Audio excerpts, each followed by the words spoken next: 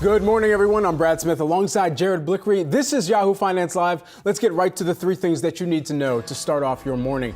First thing you need to know, private payroll rose by 145,000 in March, coming in well below expectations. At the same time, wage gains fell faster in March for both job stayers and job changers. Now, this report comes ahead of the big jobs report from the BLS on Friday. This includes data on the government employees, and the Federal Reserve closely watches the employment situation indicators for insight on where inflation may be headed as well. Second thing that you need to know, Johnson & Johnson proposes a settlement. The consumer goods company said it will pay nearly $9 billion over the next 25 years to settle thousands of lawsuits, which claim that its talc-based products cause cancer. J&J faces about 40,000 lawsuits from consumers, and this would be its biggest ever product liability settlement. As part of this proposal, J&J has also refiled for bankruptcy protection to seek approval of the plan. This legal fight has been going on for more than a decade, and lawyers for plaintiffs are calling it a significant victory. And third thing that you need to know, investors keeping an eye on FedEx as it delivers an update to its cost-cutting strategy. The package delivery company is laying out steps to slash $4 billion in permanent costs over the next 3 years, a plan that has driven recent profits under CEO Raj Subramanian. Last month, FedEx said it's already on track to reach $1 billion in permanent cost cuts this year, putting it well on track for its 2025 goal. And private employers added 145,000 jobs in March, according to ADP's latest report. This data coming in lower than expected, and it's one more sign that the economy is slowing. But what exactly is the ADP report and why does it matter? Brad here has all the answers for us. Yeah, that's right, Jared. And so ADP came in lower than expected in March, but what does this actually mean when it comes to the state of our economy? Well, the ADP report, it tracks non-self-employed workers in the U.S., and it's seen as a preview to the more important jobs day, which is this Friday. Now, it's collected through ADP Private Payroll Services. That company does payroll for about 20% of privately employed workers in the U.S., so it gets a pretty good gauge on the state of things. So what's the big difference between ADP numbers and the Bureau of Labor Statistics numbers, the BLS? Well, the main factor is that ADP only covers non-farm private workers, while BLS, that report also incorporates government employees to its data. ADP actually changed its methodology back in July of 2022. The report was previously criticized for not being an adequate preview of the monthly employment situation published 2 days after by the BLS. And so why does it matter? This report is a precursory indicator for sector employment and wage moderation as well. And so even as we kind of go through some of the figures here, it's important to remember that two of the methodology changes that had been made, of course, they were looking to provide more high-frequency measures of employment, including jobs and wages, Jared, and to provide a clear, near real-time assessment of the labor market that can inform business leaders, researchers, and policymakers here. So those some of the updates that they had made to the methodology here. And even as we were continuing to look through you and I some of the data this morning, I think it's actually resulted in the disparity, or at least the difference between the two different numbers, tightening just a little bit. However, of course, there still is that gap. Yeah, we have to express this with a huge caveat. And you were spot on to look at that spread, and we were noticing how it has compressed a little bit, but it's only been a few months. Let's say it's been 8 or 9 months, and these reports are very volatile. They're always revised. By the way, the BLS, the government, just revised, and it does this annually, last year's data, and so that created some ripples in the data universe as well. But the overall trends are in place here. It was a disappointment on the private payrolls report. I think that's the bottom line, Brad. Yeah, absolutely. And so continuing to look through some of the sectors, that could be a little bit more telling as to where we might see some carry through, or at least some common threads drawn between the BLS report. That's going to come on Friday. Yes. And between today's ADP report as well. You bet. And Cleveland Fed President Loretta Mester said that she sees interest rates moving above 5% and staying at those levels for some time as the Fed fights inflation. Now let's get reaction on Wall Street and check in with Miller Tabak Managing Director and Equity Strategist Matt Maley and the Macro Compass founder and CEO Alfonso Pecatiello. Guys, you've been listening to us talk about the latest labor data this morning, and Alf, let me throw this to you. We've done multiple segments, both on the live show here and also in webinars. Your view of the macro picture here is that it has deteriorated, and it's put us on course for a recession. When and what is causing you to see this? Jared, I expect a recession to start in the US in late Q2, so let's say late June, midsummer, basically. And the recession happens when unemployment rate starts going up 40 to 50 basis points from its lows, and earnings start to become negative on a year-on-year basis. We have already negative earnings growth. We are trending there pretty rapidly. When it comes to unemployment rate, we're still at the lows, but labor supply is coming back. We have signs that is happening. And at the same time, we are seeing demand for labor across various gauges actually slowing down. It's the construction sector, which is very weirdly still holding on. I think it's due to labor hoarding, but I guess given the frozen real estate market, it's just a matter of time before the construction sector starts with layoffs, which then feed through other sectors as well. Yeah, similar question to you, Matt. I mean, as long as we've been talking about a shallow or a mild or even a kind of rough recession, for all of the different types of projections that we've gotten, it's been tough to gauge exactly when we'll enter into it. And then additionally, what the severity would be in terms of the pass-through to the employment situation, even as we were laying out some of the numbers a moment ago. Yeah, it's interesting. Alfonso's comments, I agree wholeheartedly with those. When is it going to start? It's always hard to know. And of course, the Fed or anybody else, the government will tell us that we're officially in one long after we're already in it. And in some cases, they don't tell us until after we're already getting out of it. So that's the one thing we have to make sure that we realize. They'll always tell us, oh, we could have a soft landing, until we're already in the hard landing. And this whole thing with the employment, we've seen those issues with the layoffs. It started last summer in the tech area. It started, and it became more. That suddenly companies were doubling down on that. We had tech companies who are now going through their second and even third rounds of layoffs. But now we're starting to see it spread to McDonald's, and Pepsi, some of these other companies. And just what Alfonso was talking about in the construction area, the ABI data, which measures what it's a measurement of new. Well, it's basically of what the designers what kind of new projects they're coming. That's dropped below 50 in each of the last 5 months. That tells you the construction is going to wind down, and that employment that Alfonso was talking about is also going to come down. And so I do think we're headed for a hard landing. And it's at some point the stock market has got to wake up to that, because every single recession since World War II has pretty significant decline in earnings, and that's not good for a stock market it's fairly expensive right now.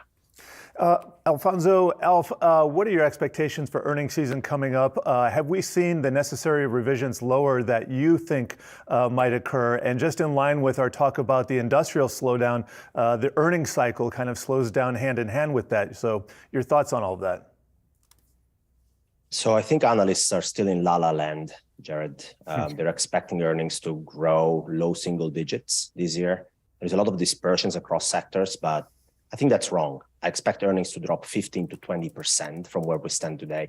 It seems like a big number, but it's just consistent with an average recession, which we have seen in the last 50 years, as Matt was saying. It always sees earnings coming down. The median earnings decline from, let's say, peak to trough is about 29% during a recession. Calling for 20%, it's a big earnings decline, but it's not anything we haven't seen before already. Adding to that, Jared, because you asked about whether the consensus is there yet. Well, let me tell you some anecdotal evidence from FinTwit, from Twitter. I was just checking what's trending in my feed, and the following is trending. Bullish, Dogecoin, altcoin season, gold, and so on and so forth.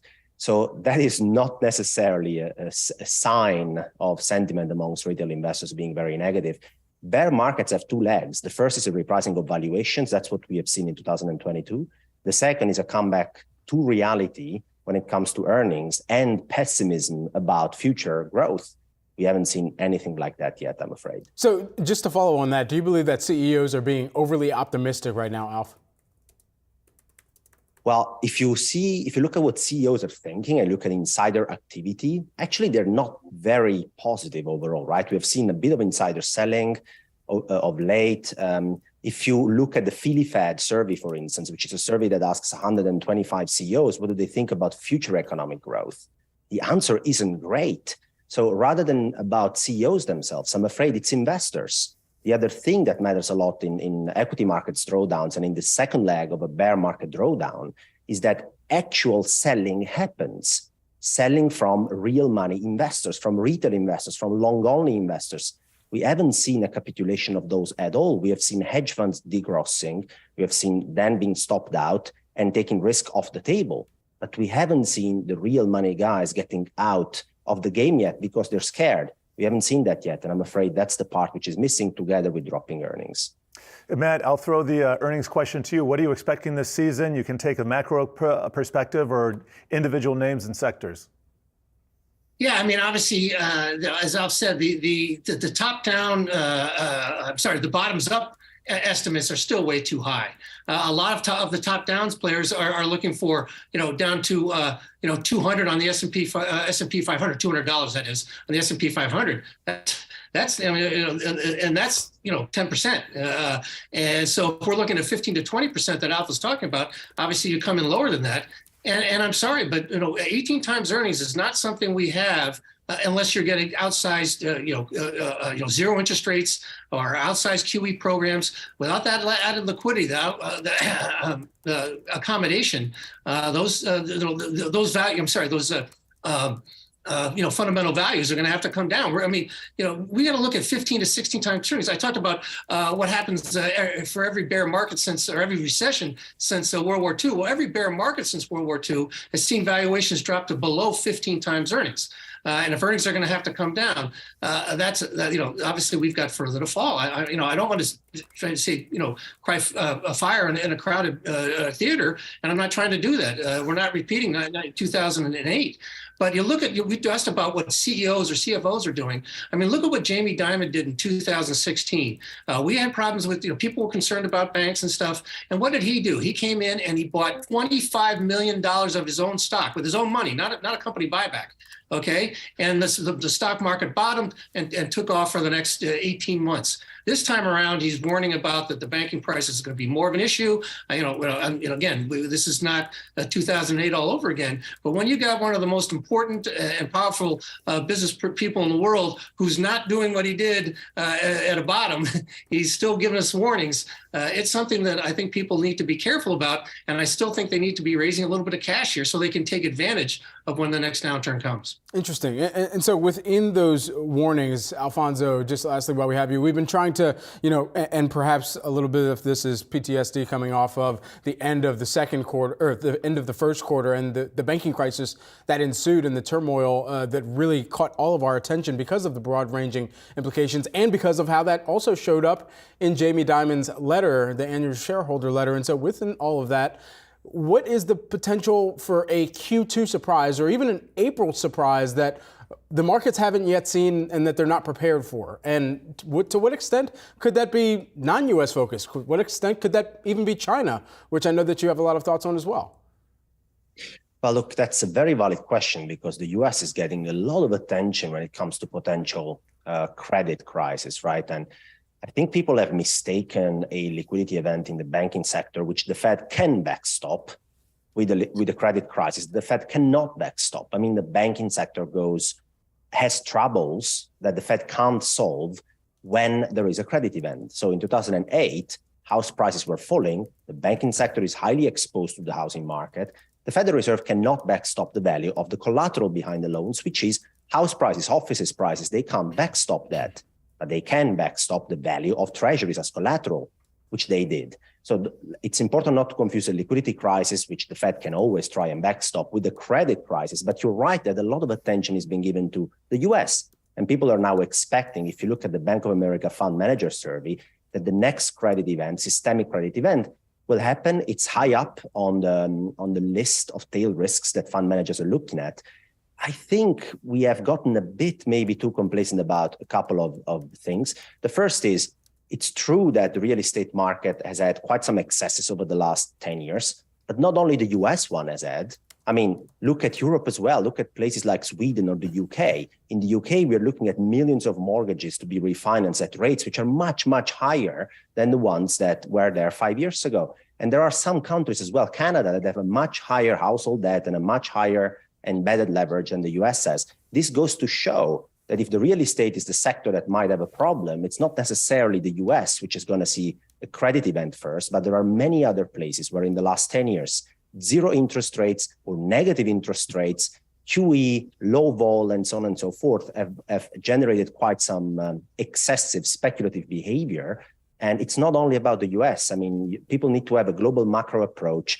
Never like now, I think having a look at what happens around the world and not only in the US is paramount important for portfolio allocations.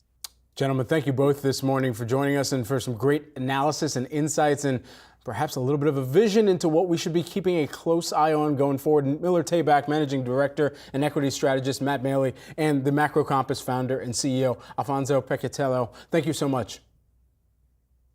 All right, guys, switching gears here. Johnson & Johnson's legal fight that has spanned more than a decade has taken a step towards resolution after the healthcare giant said it agreed to pay $8.9 billion to thousands of people claiming its talc products cause cancer.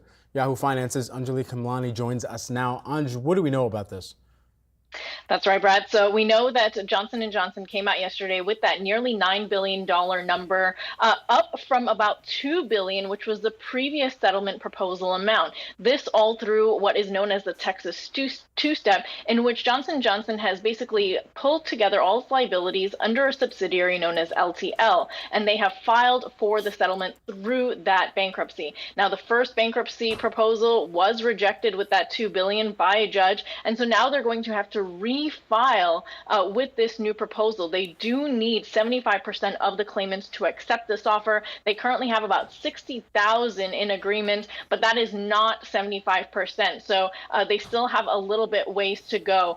We have the Johnson & Johnson Vice President of Litigation saying that resolving these cases in the tort system, which would be the other option, would take decades and impose significant costs on the subsidiary. And so this route is a little bit more efficient and more equitable. And so they're hoping that this is the way that it settles. Now, it's important to point out that Johnson & Johnson is claiming that it has settled most of those cases and won most of the other cases that have been out there. They have been on the line for about $3.5 billion in total in settlements, including one case alone totaling $2 billion for 22 women. So they have had already some repercussions for this case. The timing and context of this is a little bit important. Right now, Johnson & Johnson aiming to spin off its consumer brand Kenvue, which has filed for IPO.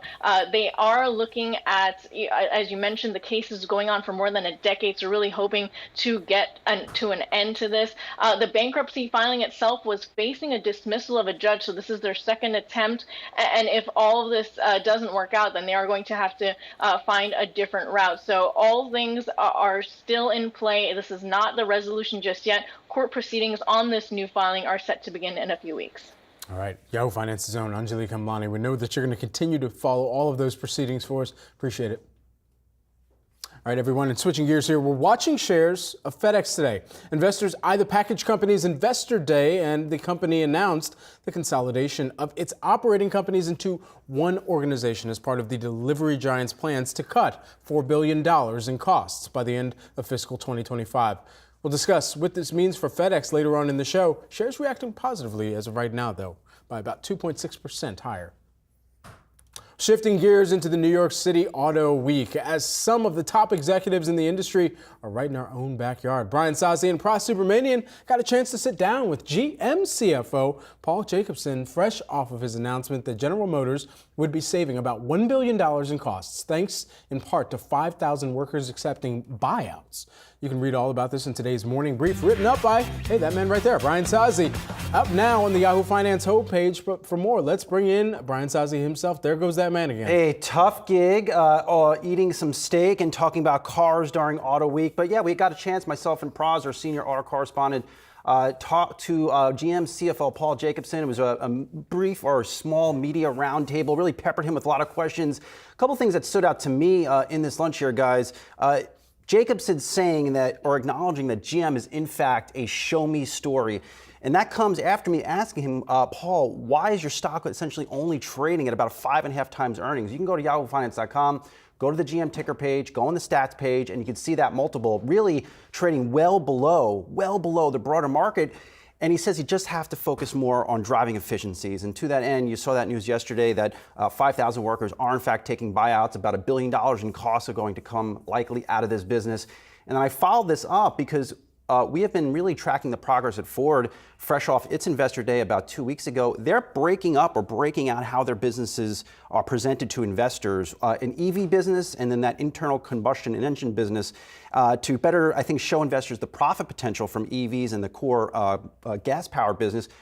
Paul's telling us he's not going to do that. You know, they are focused much more, I think, on cutting costs on the overall business. So you're really now seeing a philosophical difference emerge, at least in terms of how earnings and financials are presented between a GM and Ford. And investors are going to have to decide which company and which presentation do they like more.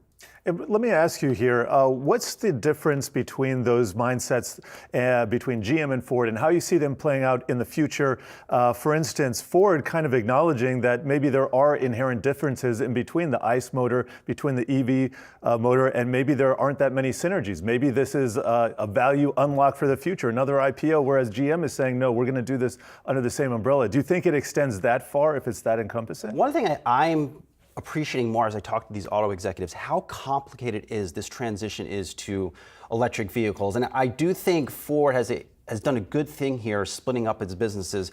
Let's keep in mind, these are different components for these vehicles. This is even a different workflow for the workers. And then you have to think about, well, how do you allocate their time? Should they have more time spent on developing electric vehicles or more time spent coming up with the next great gas-powered vehicle? I think Ford is onto something here, but again, that's not to say that GM can't come out here over the next couple of years and produce good margins. I will add this though, Paul mentioning Tesla in our conversation, Ford has mentioned that as well. Both of these companies are really locked in on trying to produce the same operating margins as a Tesla. They are just really focused on it. Unclear if they can get there because of course they're legacy automakers still dealing with really high payrolls of union workforce. Tesla doesn't have that.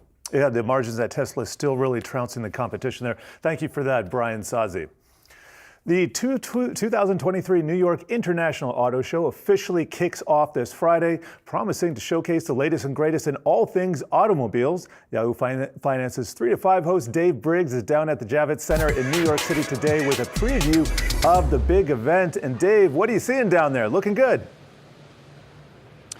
Yeah, it's really looking great down here, Jared. We're talking about 700 plus vehicles and 1 million square feet here at the Javits Center, more than 100 different engagements, more than 5 different ride and drive experiences.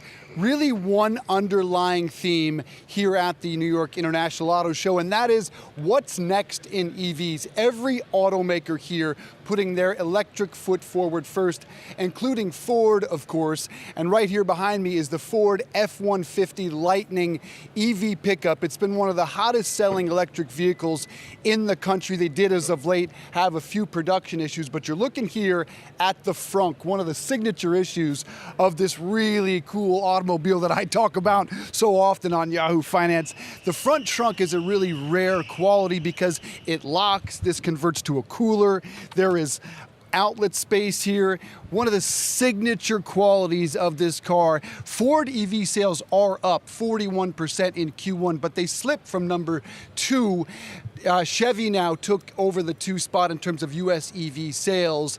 That has been an interesting development in the category. We'll talk about some of the Chevy availability here at the auto show, a wide variety of EVs, including the sub $30,000 Chevy Bolt. We'll also talk about the Ram EV 1500 Rev pickup, which is another highly anticipated pickup truck, which is really the category a lot of people are talking about here at the auto show. We'll talk about some of the challenges in terms of accomplishing mass adoption here in the United States and the potential catalyst, and those are many, including the variety of electric vehicles available to customers, the prices of them, the tax incentives, the gas prices, and perhaps most importantly, the availability of charging stations across the country. That remains a major stumbling block, really outside of California, New York City, and perhaps Austin, Texas. But when this show opens to the public, that begins on Friday. It's not just stand around and look at the vehicles,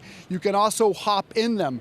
Right here behind me, the Ford Mach-E. That's the only US EV in the top 5 in sales, not named Tesla. You can hop in this thing with a professional driver, and it will take you at high speeds around this track. A little bit of an LED tunnel feel to it, so it should be very cool. Dave, you had me worried. It's Brian here with that front shot here. I was worried the door was going to close. We need you back here on the set at some point, Dave, to produce content. But let me ask you this. I was thinking back to when I played golf with you last year. I think you drove a Suburban. Now that you've seen some of these EVs, I mean, do they have a place in your life? I'm still not there yet, quite frankly. I think a lot of the American public is just a little bit hesitant about the availability of charging stations, and that is my biggest concern. I think you're hearing some of the tires screech from the Mach-E behind me. Here they are. Give you a sense of how quickly they take off before I answer that question. But what we're seeing is adoption pick up. We were at about 3% in 21. We were at about 5.6 in 22. And the latest numbers say it's about 7% US EV market share in January of 23. So it's picking up, but I'm still with the majority. I'm not quite ready. Maybe a hybrid step is my next step, and that's something we'll talk about with a lot of our guests today as well, Saz. All right, Dave, if, this anchoring thing doesn't work out and the Succession appearances don't work out, I'm just saying you got more career opportunities out there, man. I'm sold on the front now. Chief front officer right there. Yes. Yahoo Finance. Sazi, you want to see that trunk shut me in? No, I don't actually. No, I don't. No, for lots of different reasons. No, we need you out here, Dave. Because I'll do it. No. We appreciate the hustle. How big is the front? How big is the front, Dave? Could you fit in it? Sounds like a challenge. Oh, I could definitely fit in the front, man. I think I could have some company in here. I mean, look, I could probably take a nap in the front. And this is a cooler. Right. So I'm all set for the afternoon, guys. Who needs a camper when you've got a good front? All right. We got to leave things there, man. Thanks so much. We're going to get some more updates and interviews from Dave Briggs live at the New York Auto Show. We appreciate it. And Brian Sazi joining us here this morning. Also, everyone, today, later on, Dave is going to catch up with Edmunds editor-in-chief and a chief engineer over at Ford. You don't want to miss those conversations. Coming up on the other side of the break, C3 AI trending down. Following those accounting allegations, we'll discuss that plus the opening bell next.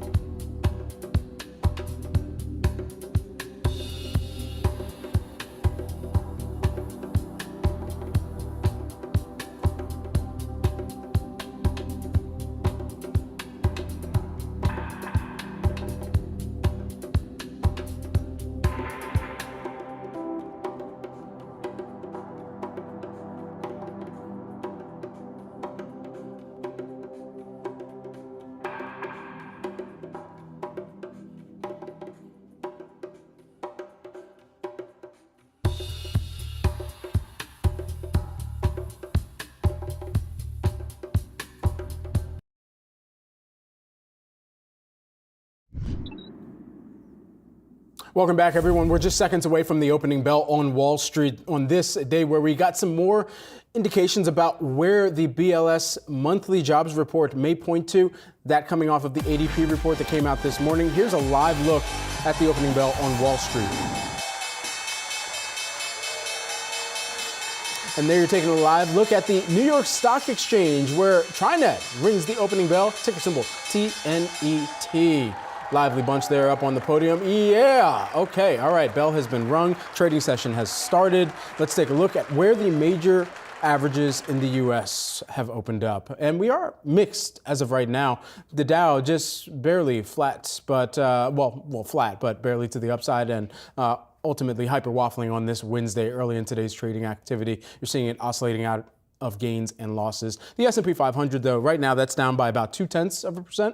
And the Nasdaq Composite, you're seeing that lower by about 0.4% right now. 52 points in the red for the tech-heavy average. We had mentioned some of the private payrolls data that had come out. Just to reiterate, the ADP National Employment Report saw private sector employment increase by 145,000 jobs during the month of March. This ahead of the Friday jobs report, even though markets will be closed in observation of Good Friday ahead of Easter weekend. We will still see the economic data come forth, and we will have that to you in a special on Friday morning as well. Particularly of note here, some of the biggest changes by industry sector, and we didn't really get to dive into this earlier, Jared, but some of the biggest changes by industry sector, you saw this in the goods producing side, and that was particularly in construction. That rose by about 53,000 jobs. And then on the service producing side, you saw trade, transportation, utilities add on about 56,000 jobs. Oh yeah, and leisure and hospitality still continuing its recovery, added on about 98,000 jobs. Yeah, so those leisure and hospitality jobs, those are usually lost later, closer to the recession. But construction, that's my canary. Yeah. If construction jobs are still building, those jobs are still out there, then, well, no recession today. So let's take a look at the market action. You can see the Dow just barely climbing into the green there. The Nasdaq down about 1/3%. Moves fairly small, fairly muted so far. Let's take a look, and here is the Nasdaq on a year-to-date basis. Just want to show you that it was not able to take out these highs that we saw over here. These are from early February, and we just kind of stalled out at potential resistance there. So do want to keep an eye on that. Here's the Nasdaq 100, actually climbed above those highs, but it's also stalled out over the last few days. But let's take a look at the bond market. The 10-year T-note really taking my attention this morning. This is the lowest level, I believe, by just a tick or two. Maybe it's matched that in about 6 months. So if bond yields are dropping more, generally that favors the tech trade and the growth trade. That just depends on lower interest rates. But today, really seeing energy. That's in the forefront. That's up almost 1% there, followed by utilities, staples, healthcare, real estate, all those in the green and outperforming materials. That is the biggest loser, down about 2/3%. Just want to leave you here with a look of the Nasdaq 100, more red than green here. One standout, AstraZeneca. Don't know the news there, but that's up 2.5%. Also, Alphabet, a standout, up 87 basis points. All right, keeping an eye on a few market movers as well, as we're taking a look at the heat map to see what's moving and shaking this morning. Some of the other movers that we're tracking for you, FedEx. FedEx is one of those, and the delivery services company announced its plans to consolidate its operating companies into one organization as FedEx continues its cost reduction efforts for the next 2 years. And just briefly here, some details of the plan, as the president and CEO of FedEx said this organizational evolution reflects how we represent ourselves in the marketplace. They're going to be focused more on flexibility, efficiency, and intelligence, and trying to position to execute on some of the logistics network improvements that they've continued to invest in. And there you're looking at some of the savings that they're looking to target over the different segments here. But what's also worth noting here is how the divisions are actually going to be structured and kind of siloed, if you will, where freight will kind of be its own standalone internally there. And that was particularly of note here, at least within our own newsroom as well, and how this structure will move forward. Yes, and the bottom line is $4 billion in permanent cost savings going forward. So we'll have to see how that plays out. But so far this year, if we can go to the Wi-Fi Interactive, we can see how it's played out with the stock price. Now, this is the Dow Jones transports that are factors, components in the Dow Jones Transportation Index. You can see FedEx in the #1 spot year to date, up 35%. 9%. This is a company that's had execution problems in the past. This is they are now in the midst of a big turnaround strategy. Let's see if I can pull up the chart and get a 5-year view so we can see the pandemic as well. Sank to those pandemic lows, got to some highs here, and just barely breaking out of this downtrend this year. So off to a decent start for FedEx, I will say, and that it is above the returns of its rival UPS, about 9.7% by comparison there, Brett. All right, we're going to continue to watch shares of FedEx. We're also tracking shares of C3 AI. This no doubt caught the attention of a lot of visitors to the Yahoo Finance homepage and site here. One of our trending tickers, C3 AI, down here on the day by about 3%. This after short seller Carisdale Capital accused the artificial intelligence company of accounting and disclosure irregularities. Now, some of the details in the letter, they address the highly conspicuous growth in unbilled receivables to levels that they say that they've never seen before in software companies. They also called out some opaque, confusing, and highly concerning disclosures and financials related to companies' related party and very large customer, Baker Hughes. And then additionally, the classification of significant revenue as subscription revenue in that actuality is services or consulting oriented revenue there. So it goes on, but that part of the letter that they sent to the auditor, Deloitte, the audit committee and the SEC documenting some of the accounting issues. Yeah, when you get into the nuts and bolts of accounting, it's for the first time, I guess it was shocking to me how much wiggle room there is among various strategies. You know, a software company probably wants to be valued as a growth company with a higher multiple. They're going to put their expenses into certain categories that facilitate that. And I think that's at the heart of the issue here. Is it appropriate? Is it inappropriate? That's not for me to decide, but lots of companies have been doing this. Let me go back to the Wi-Fi Interactive so I can just chart what's going on here. Here's a 5-year, well, this is going to go back to the beginning of their listing, about the beginning of 2022 or end of 2021. And you can see the incredible drop and decline that we had here as companies that were heavily reliant on external funding, on capital raises, those just got those 90% valuation slashed along with the likes of Peloton. And that's the way the market has been. Now, it's come back because AI has been in the forefront, but that doesn't mean that there's going to be a huge influx of cash here. Let me show you one other look at this. This is our AI heat map over the last 2 days. AI, that ticker C3 AI down at the bottom. But here is a market cap base view. The real players are huge. They're Microsoft, Alphabet, NVIDIA, to a lesser extent, Baidu and some of the other chip companies there. But AI is just a fraction, so small you can't even see it on this heat map here. Well, AI has also been having its blockchain type of moment. Remember when all of the mentions in 2017 into 2018 of what a company was going to do with blockchain, how they were going to integrate it into their web services, what they could do in terms of a solutions basis or a consulting basis for their clients. And every time there was a mention, you saw a stock reaction in any of those companies, whether it was ranging from Amazon all the way into IBM, even into Long Island iced tea. Helios and Matheson, there's another one. Right. Can talk about that over the break. But yes, we saw that, and I think the same thing is happening here. And if your ticker happens to be AI, well, guess what? You're going to disproportionately benefit from that as well.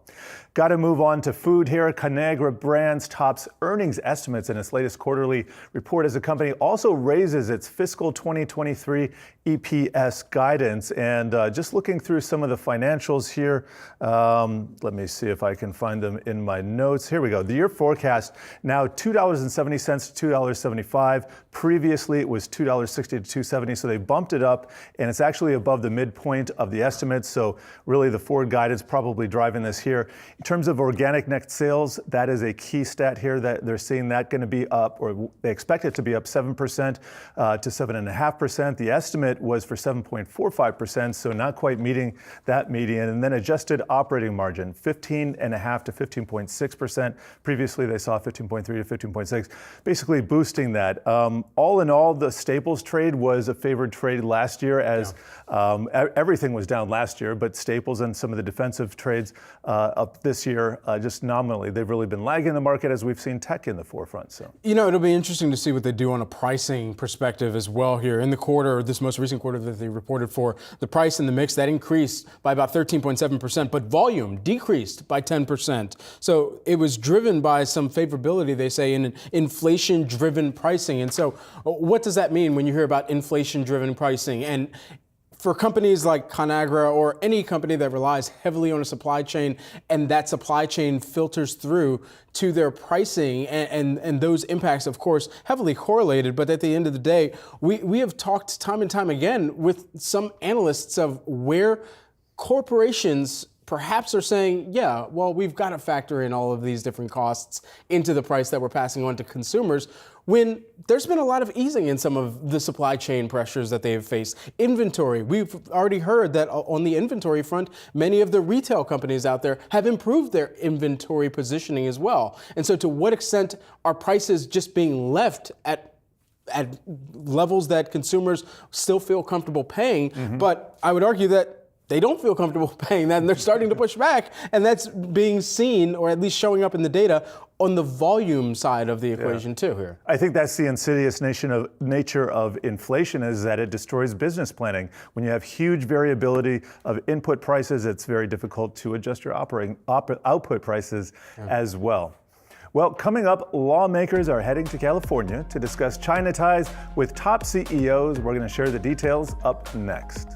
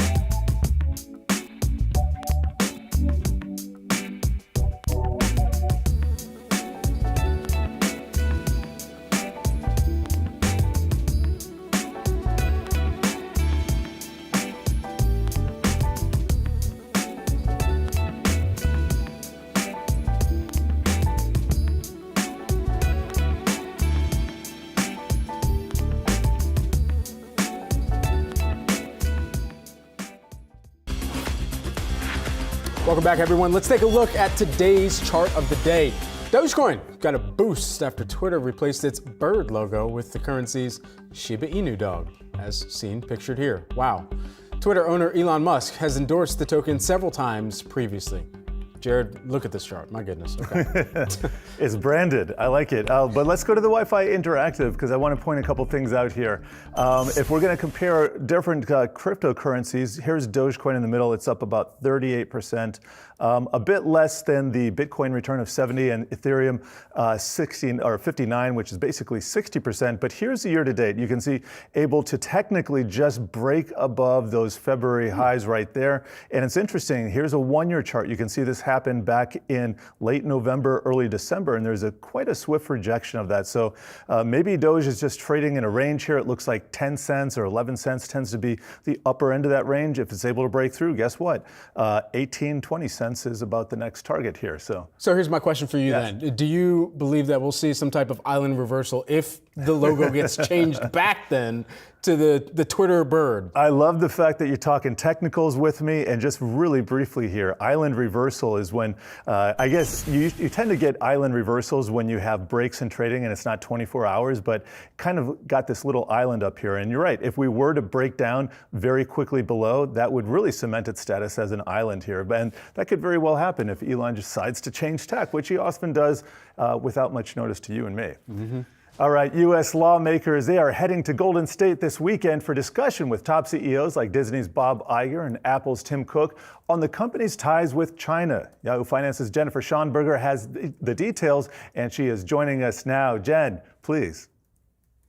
Good morning, Jared. U.S. lawmakers are in Hollywood today to warn Disney CEO Bob Iger and big tech executives about their dependence on China and urge them to be more mindful of human rights issues. The delegation is being led by Republican Representative Mike Gallagher, who chairs a new House Select Committee on Economic and Security Competition with China. The committee was formed to examine the growing influence of the Chinese government. On this trip, lawmakers want to make it clear that they want to work constructively with companies to drive change. A source close to the committee tells me lawmakers are, quote, not happy with the status quo.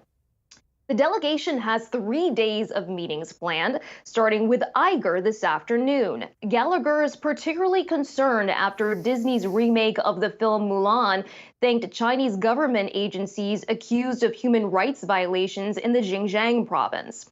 There will also be meetings with Alphabet's Google, Microsoft, and Scale AI about supply chains and China's approach towards emerging technologies. The visit culminates Friday with a lunch meeting with Apple CEO Tim Cook. The source close to the committee tells me the conversation there will center on Apple's supply chain in China and its exposure to forced labor and genocide. That source telling me they'd like to see a more diversified supply chain as far as Apple is concerned.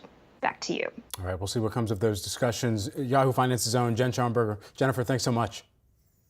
Coming up, everyone, revving up its EV push. We're going to speak to the U.S. CEO of Nissan on the other side of this break.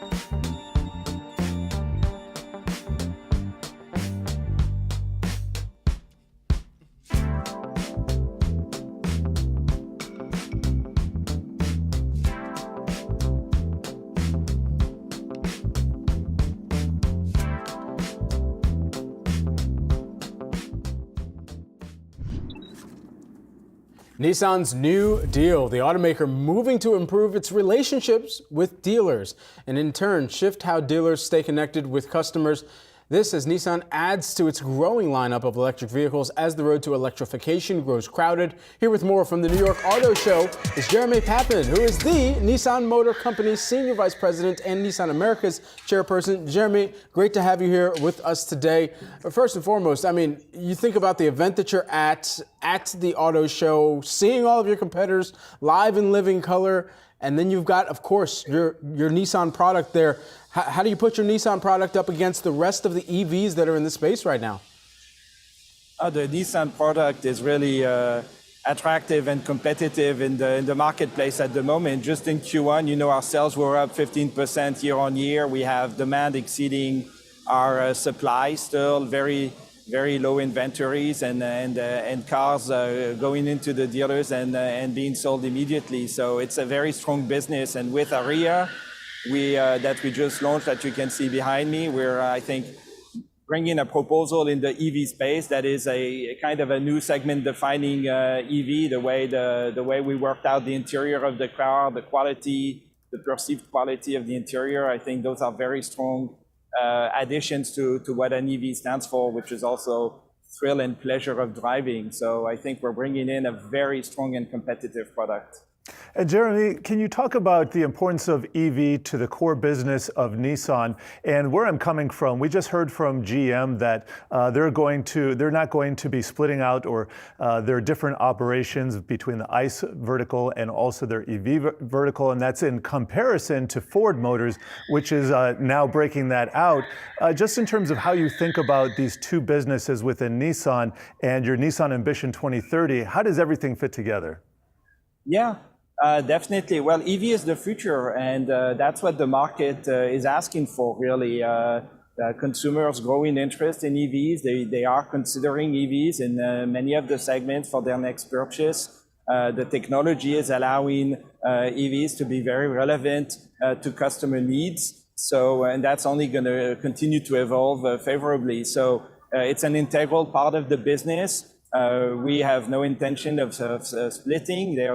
We want the consumer to be offered a combustion engine and an EV as often as he needs to have a choice in the marketplace. That's what we will be offering. Nissan will be launching 27 new vehicles within Ambition 2030 over the next 7 years, 19 of which will be fully battery electric cars, most of which will be sold in the USA, produced here as well, fully compliant with the IRA and the facilitation the government will be offering.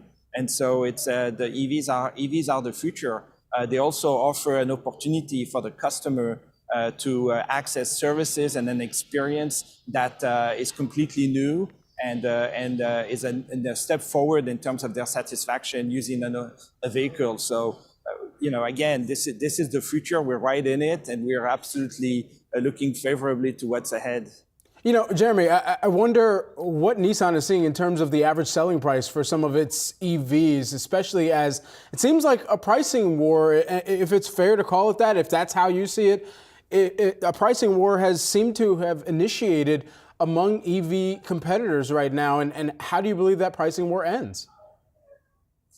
I won't comment on what competitors are doing. I think Aria, for example, is extremely well priced in the segments in which it competes, and it is an excellent value proposal for the consumer. It's a very smart choice for the consumer, and so we are very happy with how the EV business is being priced and what it is allowing us to grow and to return for the company at the moment. And I want to ask you about something that's a little bit out of your hands, how your company is navigating the global macro environment that is with much higher interest rates, which eventually you would think would potentially weigh on consumer prices and make them more price conscious as, for instance, monthly payments go up because of interest rates. Just wondering what effects you're seeing within your business and how you're dealing with this challenging environment. Yeah, I reckon the we need to take that into account.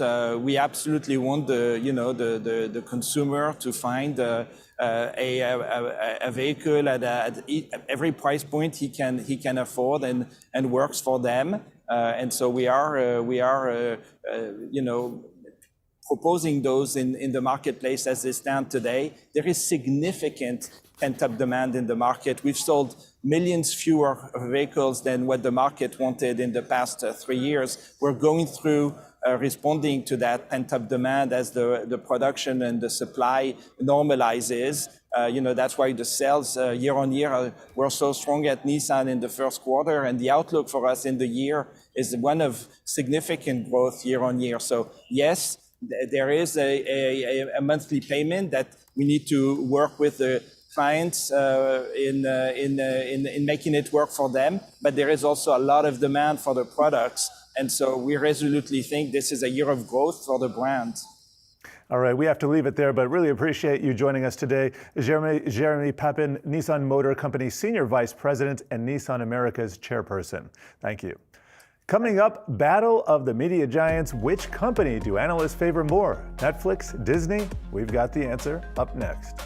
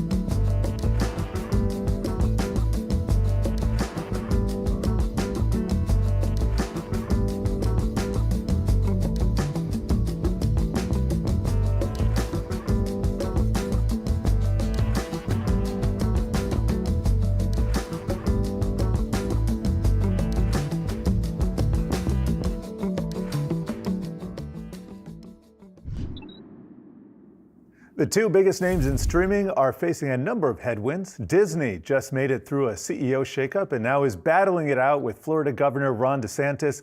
Meanwhile, Netflix is looking to rein in cost and lift revenue. So which name does Wall Street think will come out on top despite it all? Yahoo Finance's Alexandra Canal has all the answers for us. Allie.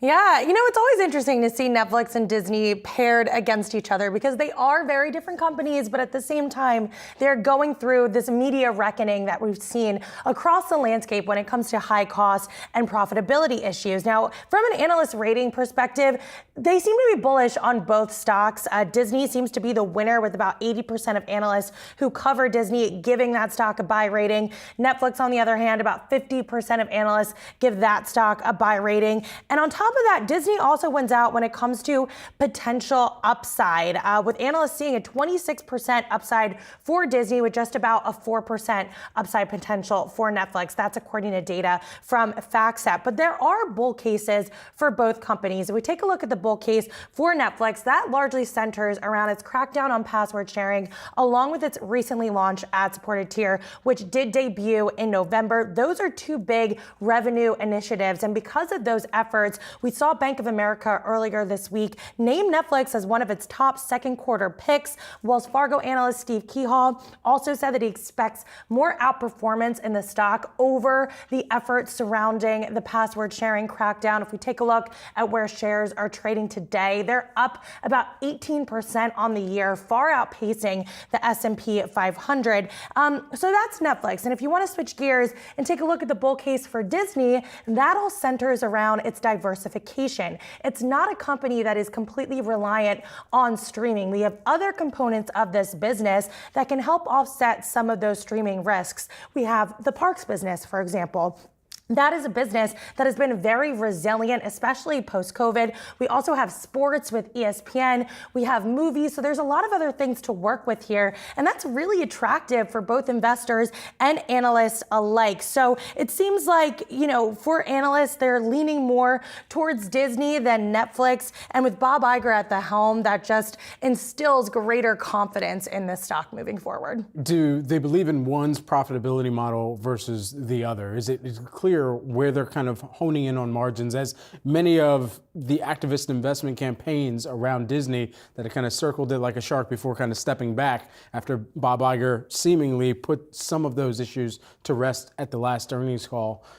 Is it seeming that the investment community is also picking up on that too? I think they are picking up on that. Look, profitability for both of these companies is clearly paramount, and they've both gone on significant cost-cutting initiatives. You take a look at a company like Disney, they're in the midst of layoffs, cutting 7,000 jobs. They've restructured the business. In a similar vein with Netflix, they are leaning into those revenue initiatives to try and boost the average revenue per user. It's not all about the subscriber anymore, which is historically what we've seen from Netflix in the past. Now, analysts have said, look, Netflix is clearly the leader here. Disney is too. But again, it's that diversification that makes profitability more in reach for a company like Disney, because they have other things to work with if things go south in streaming, whereas Netflix, it's really a one-trick pony there. And that's why you've seen them trying to experiment with different things like live events, video games, workouts. My friend did a Netflix workout the other day. Yeah, she said she really liked it. Really? Yeah, I guess I might have to try that too. All right. Diversify my workout as these companies are diversifying their businesses. I'm gonna write that one down. Netflix workouts. I might have to try that coming up. Well, thanks so much, Ali Canal. We're gonna all try out those Netflix workouts. Yeah, we'll do it. But right here. Team Netflix workout. YF workout on Netflix. Love it. Let's all do right. it. Done deal. We'll put it on the calendar. Thanks so much, Ali. Guys, coming up, the first quarter coming to a close. Well, it's done. It's in the past rearview mirror. What can we expect, though, from the here and now, Q2? IG North America CEO JJ Kinahan joins us next.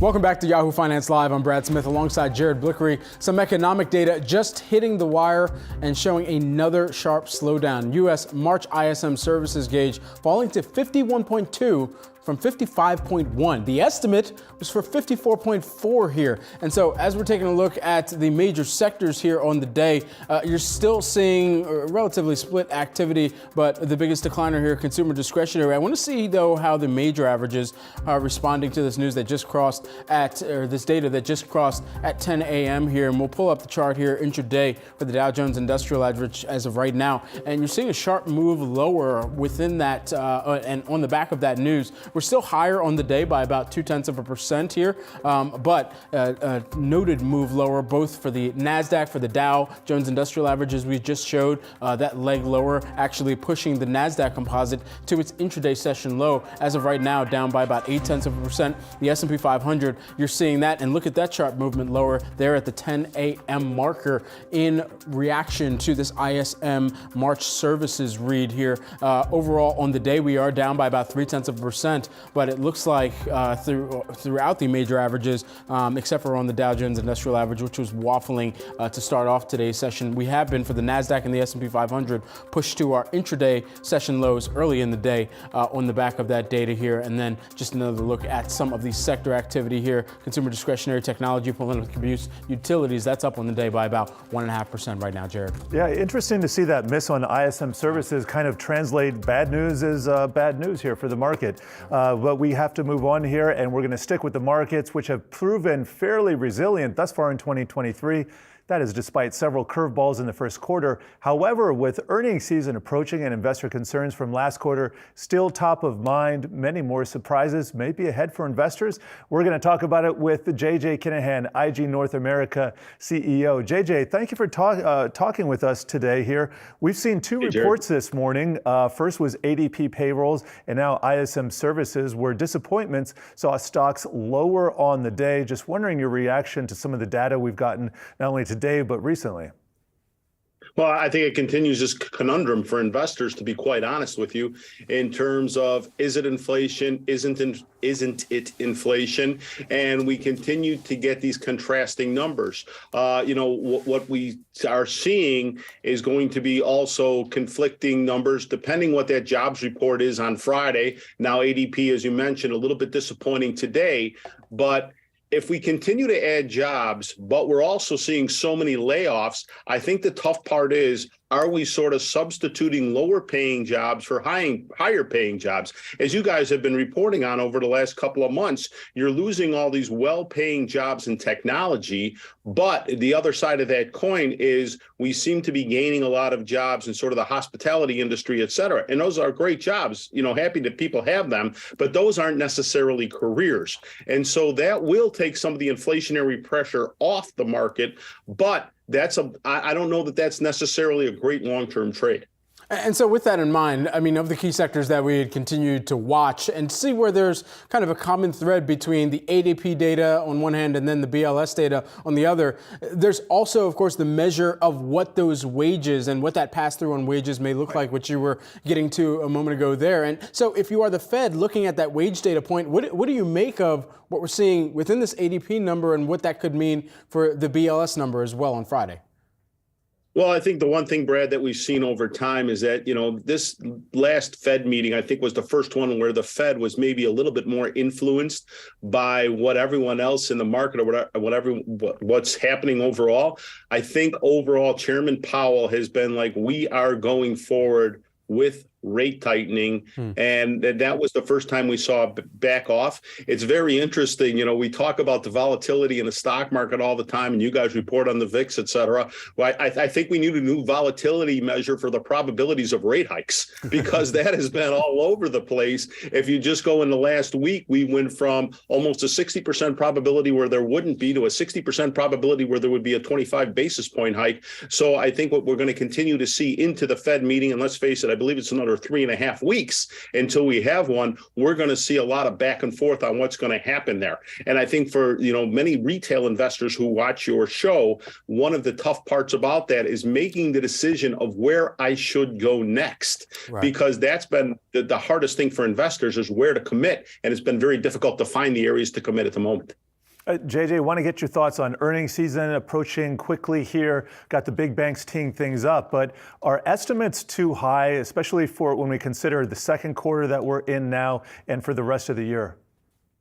Well, I think this is going to be a really tough one on them, Jared, because we had the hiccup, if you will, with SVB, et cetera, a few weeks ago. So actually, for the bigger banks, that may have been a little bit of an uptick because they got so many deposits at the time. It may have actually helped them. So I think it's going to be a very a high volatility among the banks. I'm actually looking for banks like JP Morgan, Bank America to actually do fine. Where I'm more concerned is those next levels of banks, the fifth, third key banks of the world, which may have a little tougher time in terms of earnings. So if we can get momentum from the big banks, however, I think that's going to be really bullish for the market, because we haven't been able to get everyone for the last 2 years has been like higher rates is going to be great for banks. As we've seen, it hasn't been quite as good for banks, I think, as most of us anticipated. So with that, we do need some momentum for the financial sector in order for us to continue higher. With the S&P, right now as we speak, just under 4,100, 4,200, we know is a major level of resistance. So we need something to keep people to want to buy next. And right now, when you look out on the horizon, you're like, what is that catalyst? Right. And it's really difficult to see what it is. So hopefully it'll be the financial sector. So with the absence of that catalyst, do you believe that choppiness continues during the month of April? And if so, what does that mean setting up for May, when the old adage, sell in May and go away, that comes into play? Yeah, it absolutely does, Brett. And so I just think we're going to be range bound for a while because I don't see that catalyst, but I don't see the catalyst either way. We've been stuck in this 3,600 to 4,200 range on the S&P 500. Maybe we'll tighten that up a little bit to 3,800 to 4,200, but I don't see a major reason, as the Mike Tyson, it's always the punch you don't see that knocks you out. But as I look around, I'm not, it's tough to see that punch at the moment and us to continue going back and forth. We were just talking about the earnings numbers a second ago. Actually, what's more interesting to me is what's going to be the forward-looking projections of these CEOs. And as we know, Jamie Dimon just coming out with his letter, what he says and what his competitors say as the CEOs of what they see for the next 2 quarters, I think is really what the market's going to trade off as to what they see as expectations. And my guess is that they're going to set a pretty, hey, could be okay, shouldn't be too bad type of, mantra. So with that, again, you don't see the catalyst for us to explode, but hopefully you don't see the catalyst to go down too far. And bull markets are usually started with setting a base. This base just may take longer than some others. JJ, always enjoy the infusion of a quote from the ever so eloquent Mike Tyson. Everybody does have a plan until they get punched in the mouth. That's correct. JJ Kinnan, IG North America CEO. Thanks so much for joining us here on the day. Have a great day, guys. You too. Thank you. And a quick note, everyone, Tasty Trade is the sponsor of Yahoo Finance's Options Pit through April.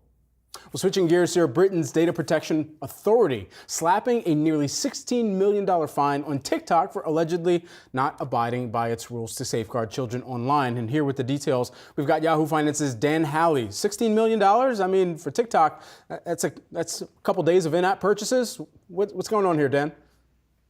Yeah, just a drop in the bucket probably, right, Brad? This is from the UK Information Commissioner's Office, basically their data protection office over there. And what they're saying is that TikTok allowed as many as 1.4 million children under the age of 13 to use the platform as of 2020. Now, if you're under the age of 13, in Britain, you need a parent's consent to have data collected. And so essentially what the commission is saying is that TikTok knew that this was happening and didn't, frankly, do enough about it. In fact, that's basically exactly what they say. They didn't do enough to check who was using the platform or to see it when they knew that they were under 13 to try to get them off of the platform. So, yeah, the $16 million fine coming to TikTok at a precarious time for the company as it continues to fight for its life in the U.S. as well as abroad. Don't forget, There's been all this drama about TikTok's CEO going in front of Congress, but there are other countries in the world that are also looking to ban the app or at least cut back its use. Now, just going back to that fine real quick, there was a similar fine by the FTC in 2019. It was hit for $5.7 million for violating the Children's Online Privacy Protection Act, COPPA. It's essentially the same allegations that the UK Data Commission is making here, that they allowed children under the age of 13 to use the platform, or were aware and didn't try to kick them off enough, and then collected their data without permission. This was when TikTok was considered Musical.ly then, but then TikTok obviously kind of having Musical.ly rolled into it, so the fine went to TikTok. But this is a problem that has been spoken about before. TikTok clearly aware of it and seeming to try to get a handle on it. If you were watching those 5.5-hour hearing with the CEO going on and on about how they're trying to improve the platform for younger users and give them a warning after using it for about 60 minutes or more. But, as some of the members of Congress have pointed out, kids can just blow past that. What does this fine set up for the regulatory front from other international entities as well, Dan? Should we expect similar fines to be passed on to TikTok from other areas around the world where the company and the app continues to operate? Yeah, perhaps if they have a similar kind of law in place like COPPA or like the British law here that they violated. But, I think the larger issue is that it's just coming at this terrible time for TikTok. And, they're truly, trying to make this kind of full court press work, I guess, for, kind of getting regulators, users, politicians on their side, and it's just not working. We saw what happened when the CEO sat in front of Congress, Show, saying, look, we don't care what you have to say. They just didn't believe a word out of his mouth. They also didn't let him get very much out. And I think, it's going to come down to which side of the aisle here in the U.S. wants to be the one that bans the app that 150 million people use here. As it goes for other countries, I think they're going to have to contend with the same kind of decision. Who wants to be the bad guy when Gen Z is using this app primarily and, they want to court Gen Z voters? So I think this is going to be a problem going forward. TikTok clearly aware of that, knowing that, look, someone's going to be the bad guy and it's going to look bad for them politically. I do also think, though, there's the idea of what influencers are going to be able to do, what advertisers are going to be able to do, who's going to pick up the slack if TikTok is banned. Will it benefit Meta? Well, all of these countries also have problems with Meta as well. So we just have to see where this kind of falls. But for now, it looks like TikTok is just, the bad news for them is piling up. All right, Yahoo Finance's own Dan Howley. Dan, thanks so much for tracking all of this around TikTok for us. We're sure there's much more to come on this as well here. Appreciate it. Everyone, switching gears here, we got to check in on one of our trending tickers today. Shares of Palantir on the move after announcing an expansion of its partnership with Microsoft from the private sector to the public sector. Now, this move would bring cloud components to the federal marketplace. The milestone enables U.S. government customers and industry partners to access Palantir and Microsoft's secure, integrated, and enterprise-grade capabilities. Shares of Palantir, though, they're slugging on the day. They're down by about 2.3% right now. Coming up, lawmakers weigh lifting the FDIC deposit insurance cap. We're going to speak with former FDIC Chair Sheila Bair on what this could mean. That's next.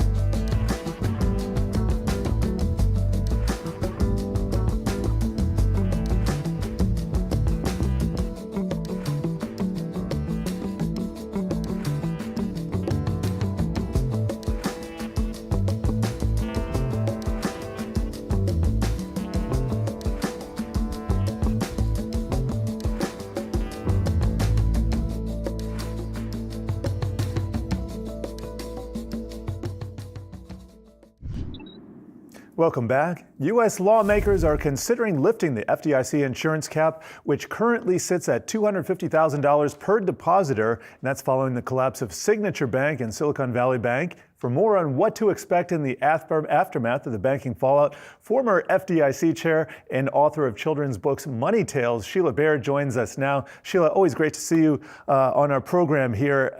What happens if the U.S. just gives this blanket, FDIC gives a blanket guarantee to all the uninsured deposits, which by my tally is about $7 trillion, could be financed by higher FDIC taxes, but your thoughts? Yeah. Well, it would be quite expensive. That's a pretty dramatic expansion of the FDIC's exposure, which is about 10 trillion now, a little north of 10 trillion. So it would be expensive. I think distributionally, it would help primarily wealthier people. $250,000 is more than enough for most households. Actually, through account structuring, you can get over $1 million. Households can get over $1 million in deposit insurance. So I think the current caps are quite adequate for Main Street households. You provide unlimited guarantees. You are really providing benefits to the wealthy.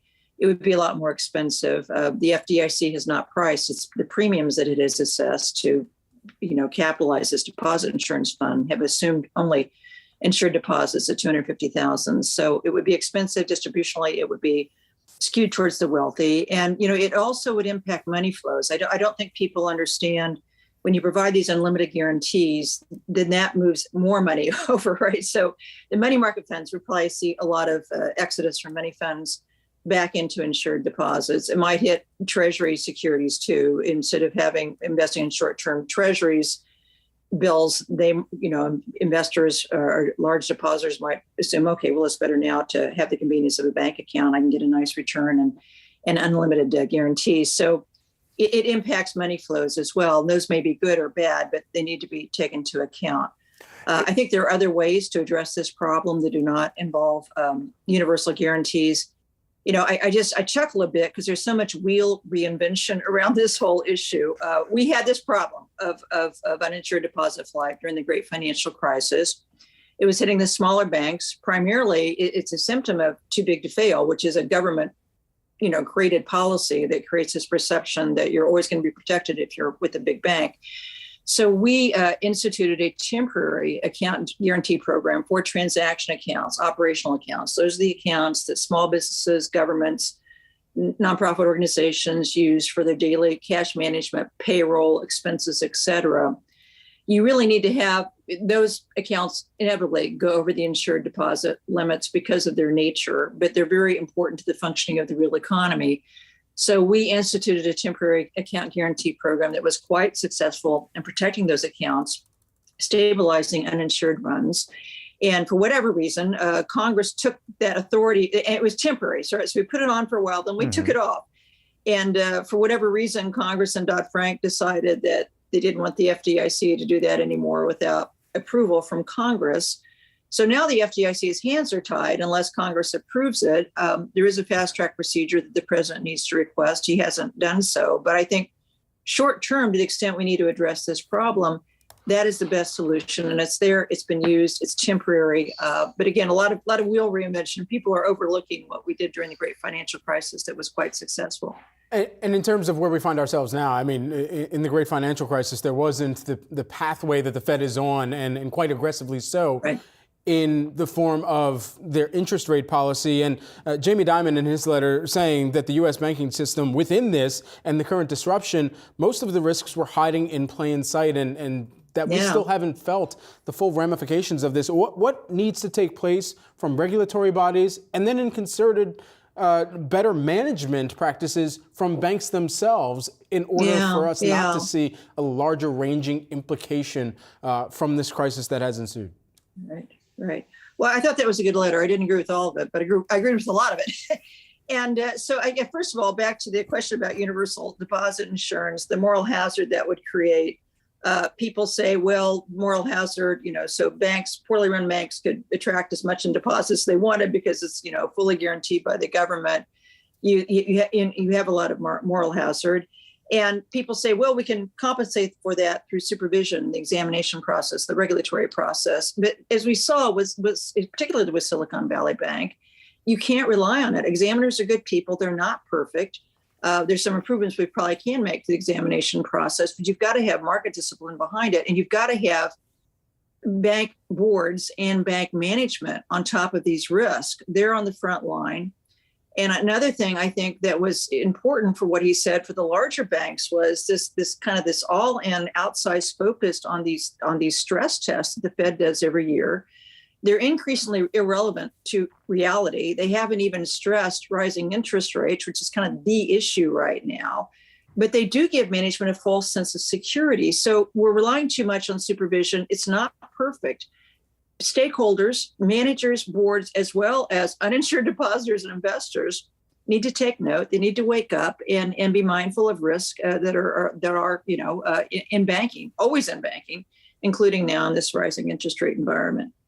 And Sheila, I just want to get back to something you touched on a couple minutes ago, and that's and with regard to deposit flight, and that has to do with the differences in interest rate in different accounts. And you look at the savings account rates and the deposit rates at a bank hovering below 1%, sometimes substantially below that. Then you got money market fund rates at 4.5%, sometimes even 5%.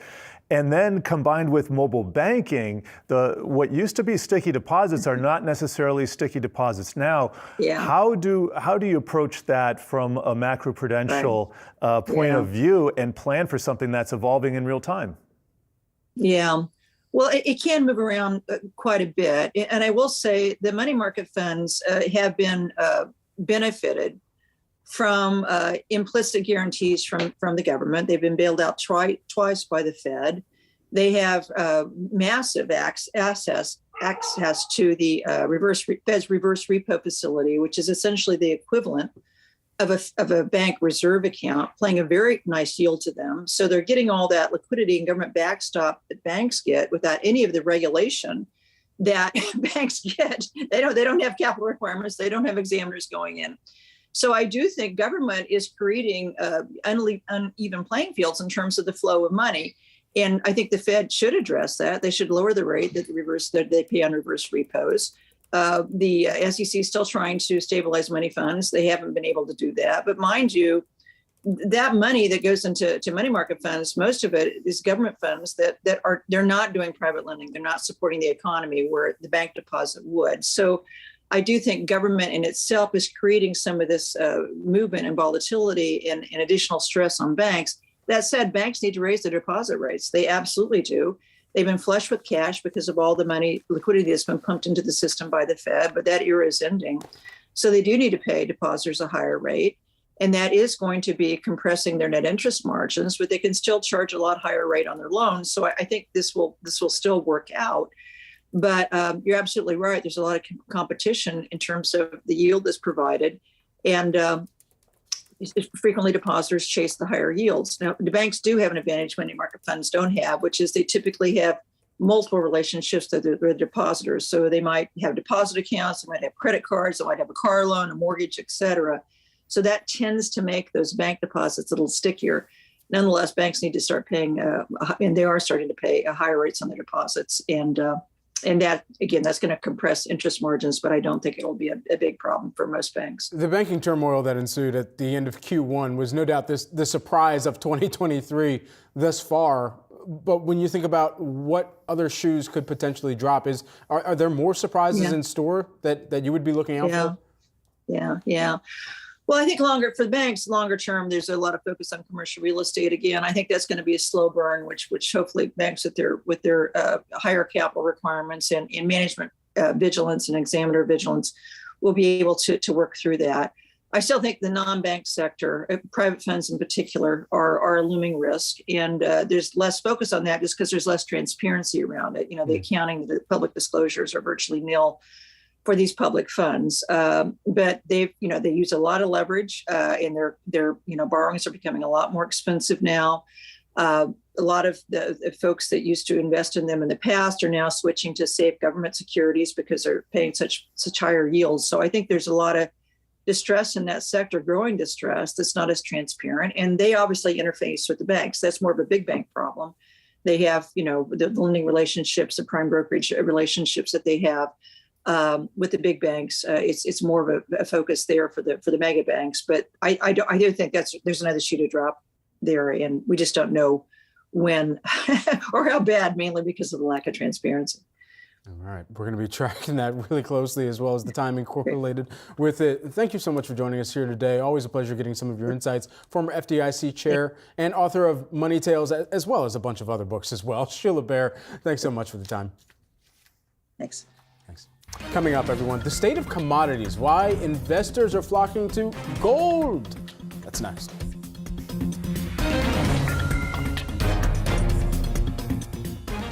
We think about some of these surprises that we could potentially still see in the second quarter of this year and even further out into the rest of the year. It's the time of year some look out for an April surprise. The one that I'm still looking at is what happens geopolitically, what happens in Ukraine. And then a derivative of that is what continues to happen with US-China relations. Thus far, the surprises have really been the resiliency of the labor market. But we do have a backdrop now of a banking crisis that just started weeks ago. The surprise going forward in the next few quarters could be that the economy drops off more than anticipated. It is our belief that focus would shift to fundamentals, shift to earnings. And on that front, we're already seeing signs of margins compression, earnings contracting for the first time since late 2020. I'm incredibly boring. I think cash is queen, but I do think it'll change at some point. So I'm looking out for Q2 earnings. I think they're going to be weaker than expected. At the end of the day, if the earnings are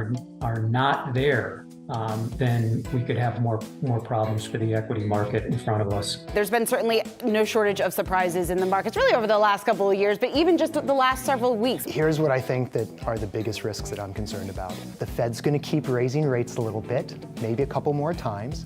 I think reality is going to set in that the earnings revisions aren't enough. But the real thing that I think is going to be a problem is if we see a reversal of inflation coming down.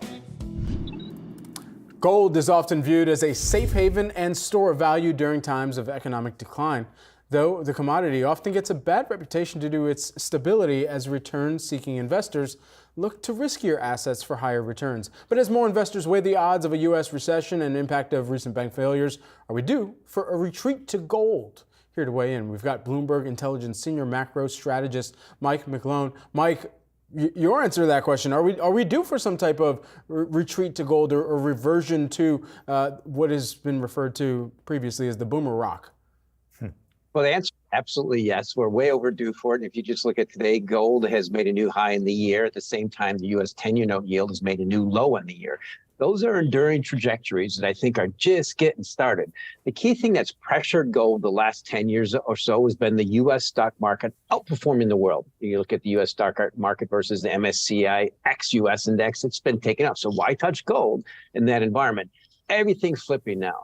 The Fed is starting to, in the forward-looking markets, as I mentioned, yields are starting to look for the Fed to pivot, and it looks like gold's just ready to break out. So I think these boomer rocks they're set up for a boom. And you mentioned the 10-year T-note interest rate, which I would note today looks like it's threatening to break to a 6-month low. How key are interest rates to when we talk about gold and its price appreciation? Because when we are talking about breakaway inflation and laughing at the transitory remarks, gold was suffering, but it came alive last November, and I think that, or October, and that was kind of concomitant with finally a drop in real rates in the 10-year and some of the other brands. Could you just explain the interplay between rates and gold? I think markets are starting to realize that we are starting out and probably embarking on a significant deflationary period. Crude oil, fossil fuel deflation is actually fueling gold inflation. So I'll give you a good example that you look at the price of the benchmark measure in this country of heat, electricity and fertilizer, natural gas, it's dropped to the same price it first started trading in 1990. It's down 80%. So that's a sign of forward-looking markets pricing in for pretty significant deflation kicking in. The Federal Reserve is still tightening. So gold typically does very well in very inflationary environments or very deflationary environments, i.e. recession. So that's where we're tilting now. And I think that's what the scale is. And that's where the trajectory is. The key fact is the Federal Reserve is still tightened despite the fact we have a pretty significant indications to deflation in forward-looking markets like natural gas and crude oil tilting lower. The Bloomberg Commodity Index is down 20% on a one-year basis. The Fed has never tightened in that environment, and they're focusing on lagging measures like unemployment and inflation. So to me, that's that tilt towards recession that's almost inevitable that has gold fired up. And the key thing is, the key trigger, I think, will be when the U.S. stock market continues to underperform the rest of the world, and gold will be the shining star. The key question we ask ourselves, I ask myself right now, is what stops that trajectory? Typically, it's significant Federal Reserve ease and a decent amount of lag, and they're still tightening.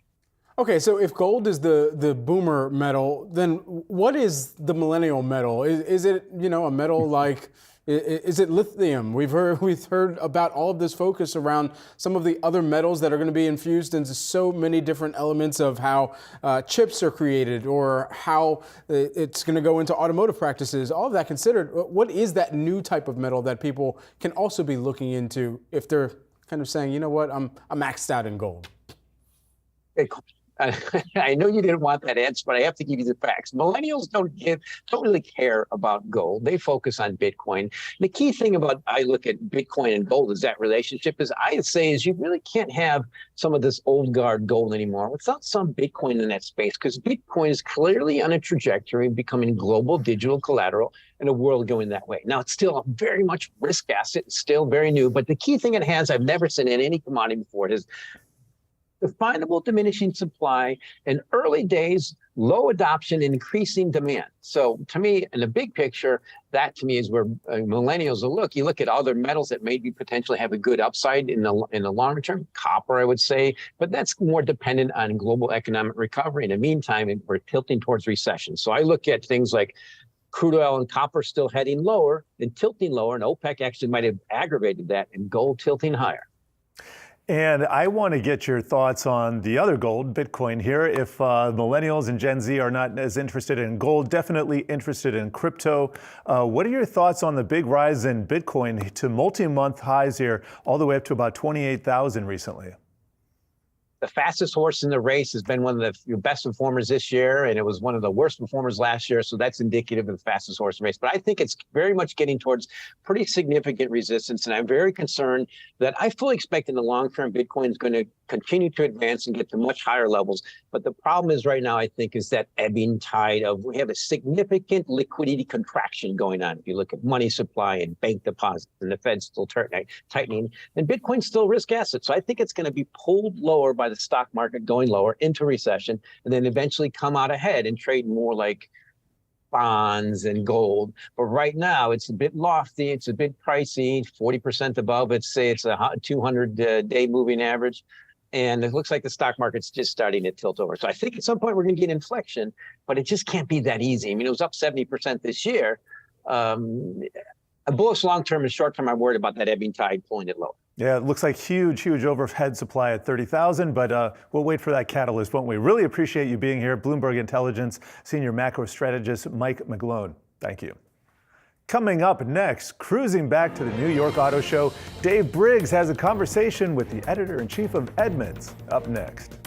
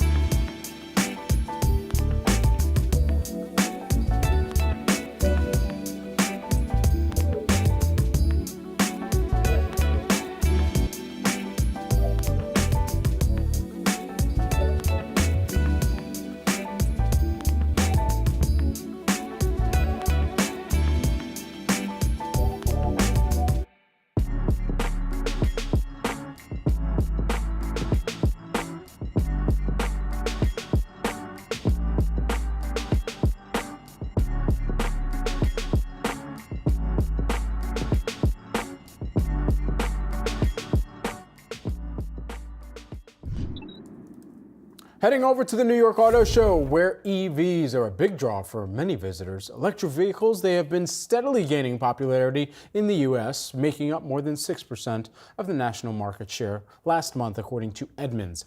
That's up from just 4% a year ago, and Yahoo Finance's Dave Briggs is on the scene with Edmunds editor-in-chief Alistair Weaver. Take it away. Thanks, guys. Yeah, it is packed here right behind us. Alistair Weaver, Edmunds editor-in-chief, here to tell us why it's so crowded behind us. The Kia EV9 just debuted moments ago, and Alistair, Edmunds calls it a potential game changer in EVs. Why? Well, what's interesting about this, guy, is a proper three-row family EV. We've seen a lot of smaller EVs. This is a three-row, similar in size to Kia Telluride, but this is a pure electric vehicle. And there's been a lot of interesting debuts here. Talk about the Genesis debut we saw earlier, a concept car, as well as the Ram EV pickup, the 1500 Rev. What stands out? Yeah, the Genesis is a brand that's on a real roll at the moment. That's Hyundai's luxury brand. GV80 Coupe concept, which isn't really a concept at all in that it's heading for production. And then Ram, they're a little bit behind the Ford Lightning, and there's a Chevy Silverado EV this year, but Ram making a big noise about their new electric truck. So everybody's getting into the EV game. Who's really leading in that pickup space that's got a lot of buzz over the last year? Well, of course, Ford were first to market with the F-150 Lightning. Chevy's hitting the market this year with the Silverado EV. And now Ram is saying we might not be first, but we're going to be better. We're going to have more range. We're going to have more usability. So they've got the opportunity to see what other people are doing, and now they're coming with their own alternative. What are consumers telling you that they want when it comes to EVs? We get a lot of headlines, but there is still a lot of hesitation. It is, and I think, the whole cliche about range anxiety is real, and a lot of that relates to the charging infrastructure in the US, which, I live in LA, which is EV central, and even there it's not great. So this is something that has to be solved. I know there's a lot of investment going into it, but, if you have an EV, you really need to charge it at home, and then if you're going road tripping, how are you going to charge it? Are the chargers going to work? Are they going to be full? And this is causing a lot of anxiety, and it's real anxiety. It's justified anxiety. Can you be diagnosed with range anxiety, Alistair? I can imagine the counseling bill's been pretty prodigious. I can imagine that as well. So the whole industry. EVs were steadily ticking up, and then came 2022, and they really took a jump. Why that noticeable jump up in sales and adaptability? Well, I think the first thing is a lot more product coming into the market. For a long time, Tesla almost had the market to themselves, and now everybody's getting into the game, the luxury brands, the mainstream brands. So there's a lot more choice for consumers. Awareness has gone up. Infrastructure is not great, but it's getting better. And so, prices are still more than a gas alternative, but, getting more accessible. So I think people are just starting to look at it and say, yeah, this is for me.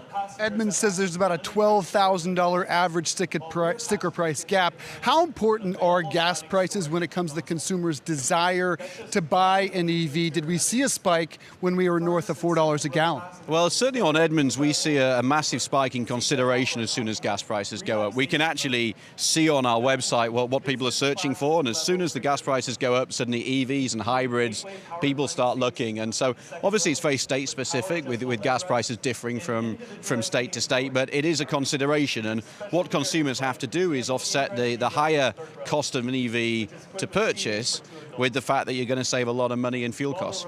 The other thing that really jumps out to me here at the New York International Auto Show is the interior, and I'm talking tech. These displays are like the flat screen in my family room. They're getting bigger, more vibrant. Why is that a concern at all? It's a big deal, isn't it? It's like, how big is your screen is now a key selling point. It's a bit like, as you say, how big is your TV? I personally think they're quite distracting, and there's a lot of work going into improving the UX and the UI to try and make them work on the move. But you're right. I was in the new Ram EV truck. It's got 3 screens. It's got one in front of your eyes. It's got a massive one in the middle, then a third one in front of the passenger. So it's just, our cars are becoming pretty distracting. We're also seeing integration of third-party apps, most notably the app that everyone wants in a car, which is Apple CarPlay, but someone's actually getting out of that space. It's GM. Why, and how is that decision being received? Why, I can't honestly tell you. It's sometimes the industry makes decisions, or people within the industry make decisions that just sort of blow your mind. We know from the data CarPlay is one of the most appreciated features in both a new and a used car by consumers. consumers. GM's announced they're getting rid of it. Makes zero sense to me, and I think there's been a big backlash online. So maybe they reverse the decision, who knows? But a very strange one, because that's what consumers are asking for. Where are we in terms of EV market share, according to Edmunds, and where do you think we'll be by the end of the year? So it's pretty noisy in here now. Yeah, turned into a club here. Yeah, we got to start dancing. It's kind of going up to around just over 6% at the moment, tracking this year. Much higher in California, around 17, 18%. But then, we're expecting it to keep creeping up as the years go by. And it's interesting being here. The whole show is about EVs, but it's still only 6 and a bit % of the market. But one of the considerations, of course, is supply. In the last 2 or 3 years, we've had a lot of problems with supply of electric vehicles. So it's potentially a bit of a false market. As supply increases, then we might see the share go up as well. Are the supply chain issues clearing up? They're getting, it depends a little bit from manufacturer to manufacturer, but yeah, we are starting to see inventory go up, but EVs are still lagging behind the gas alternative. He's Alistair Weaver, Edmunds editor-in-chief. Behind us, the Kia EV9, a potential game changer, says Edmunds. A lot of buzz here, Brad. We're going to go dance to some of this club music. We'll throw it back to you. All right, bust a move, Dave and Alistair. We can't wait to see that too. Thanks so much for giving us that live update from the New York International Auto Show. Appreciate it. And everyone, coming up, the dramatic fall of VC funding. Yahoo Finance's Ali Garfinkel has the details next.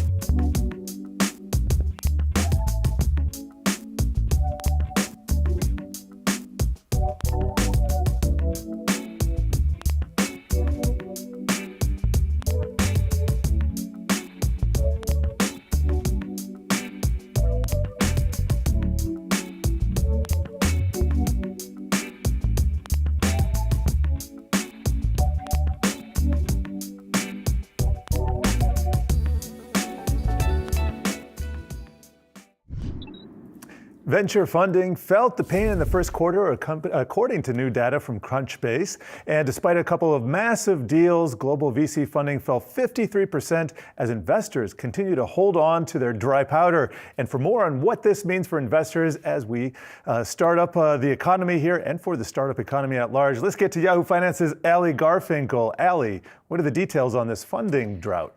Yeah, the headline looks bad, Jared. It does. And that's because it is bad. And if you dive deeper into the data also looks roughly as bad. First things first, why, right? First, that decline that we're seeing, that 53% decline, actually is despite a number of those huge deals, right? You have the included reported $10 billion investment in OpenAI, for example, that's largely Microsoft. You also have Stripe's, I believe, $6.5 billion funding round included there. So that's billions that are included in there, right? Yep, and Sandbox at $500 million. So those numbers didn't move the needle as much as one would want year over year. Beyond that, even by stage across the board, funding is down. And it's the one number I want to pull out for you is actually a 44% decline. And that's in seed stage companies. Now, seed stage companies, I can't talk today, seed stage companies, they can sometimes be more resilient in tough times, right? Smaller checks, a larger universe of companies and investors. However, that's not what's happening here at all. Frankly, I was surprised by how bad some of these numbers look. Now, what can we attribute this to, right? Of course, there's the macroeconomic environment of 2022, which was dicey to say the least. We've gone through the laundry list on the show many, many times, right? Whether it's high interest rates, the war in Ukraine, supply chain problems. And we may not be at the bottom of this cycle, we don't know. But what we do know is actually the collapse of SVB it was a shock to an already difficult environment for a lot of these startups. It's important to say SVB was a really key partner for a lot of startups.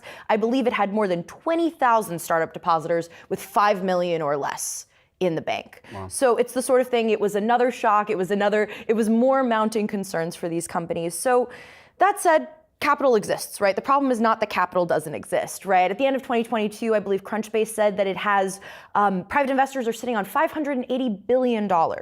So something's got to give here is the bottom line. The question is when, what, how, what's the right time for a lot of these investors? And I think we don't know the answer to that question yet. So of the capital that still is getting dispersed to one project versus another, what's the type of industry or sector that those dollars are still being invested in founders and some of their entrepreneurial visions as well? Yeah, fintech is actually still getting some money. Okay. That's something that's still happening, which is, really good news for fintech. The other thing too is healthcare is also getting quite a bit. That said, it is across the board. And those seed stage companies, though they are struggling, they are still doing quite a bit better than some of the later stage companies where those rounds are bigger, it's harder. So the money is still moving around. It's just not moving around en masse. It's not moving around, frankly, the way I think a lot of people would like to see it be moving.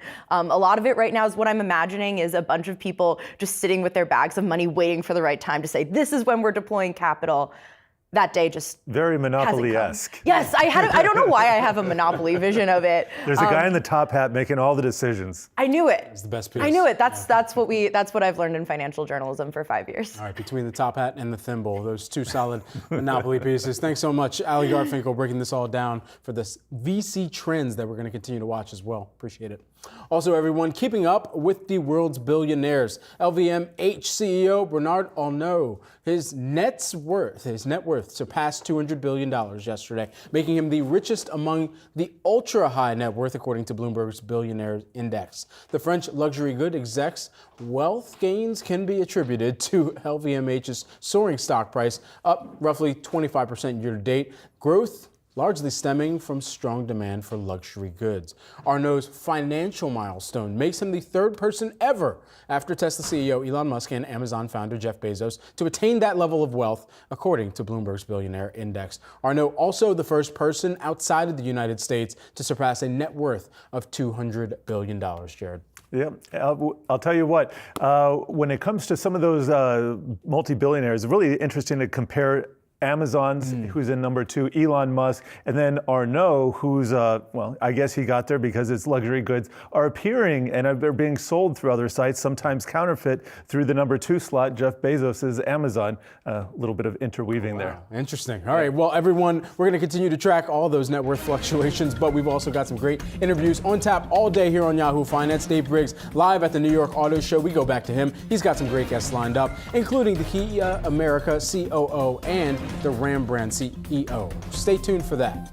Plus, taking to the skies, Rochelle Akufo is going to speak with the Points Guy, managing editor, on the state of travel in the next hour. And during the 3 to 5 p.m. hour, Shauna Smith going to speak with one analyst to break down Walmart's Investor Day. You don't want to miss it.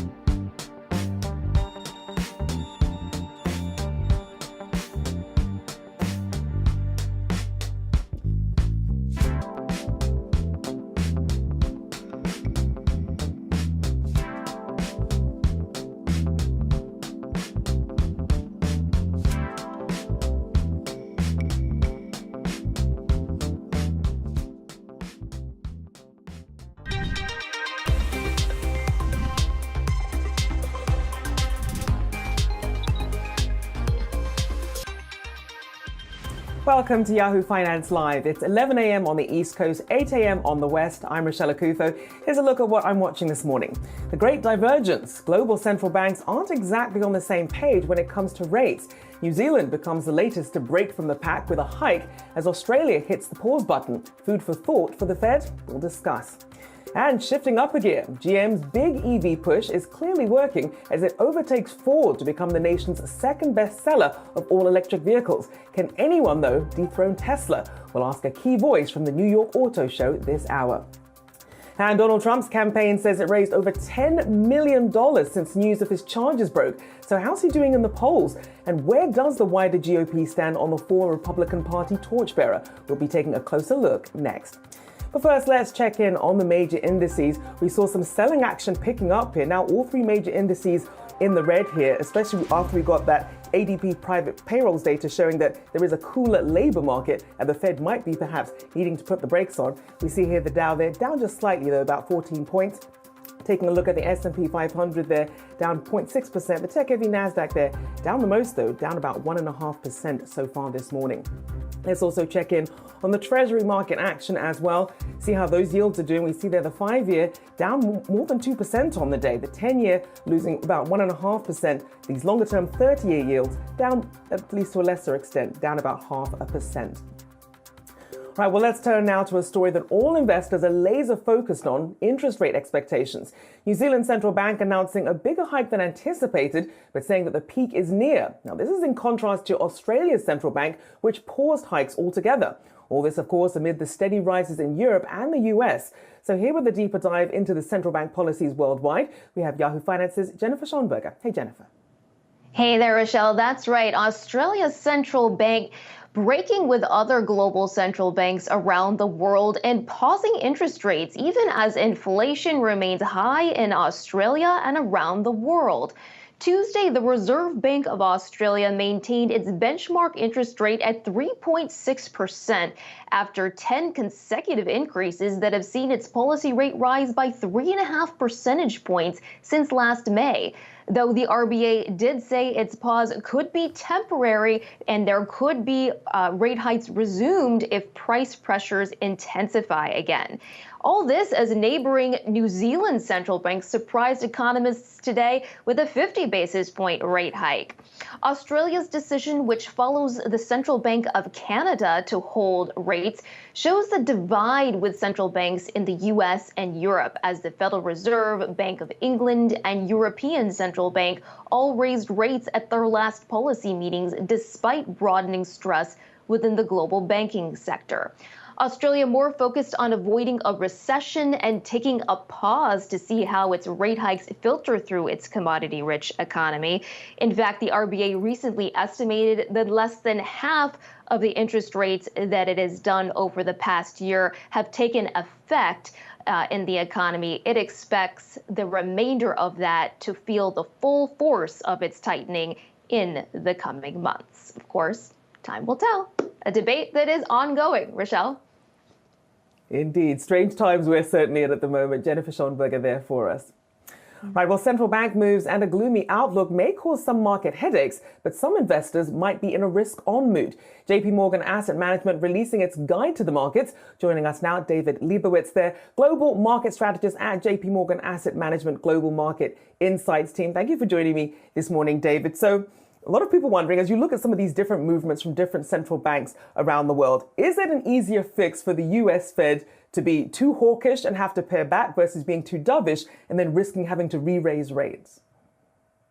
So I think when it comes to the Fed, the issue right now is that what investors want to hear and what the Fed's saying are two very different things. You know, investors are pricing in a Fed that eases policy aggressively during the second half of the year and, you know, effectively rides to the rescue as growth slows and financial conditions arguably begin to tighten. But if you listen to what the Fed is saying, they're saying, well, we're probably not done. And when we finally do pause hiking rates, we're going to pause. We're not going to do a 180.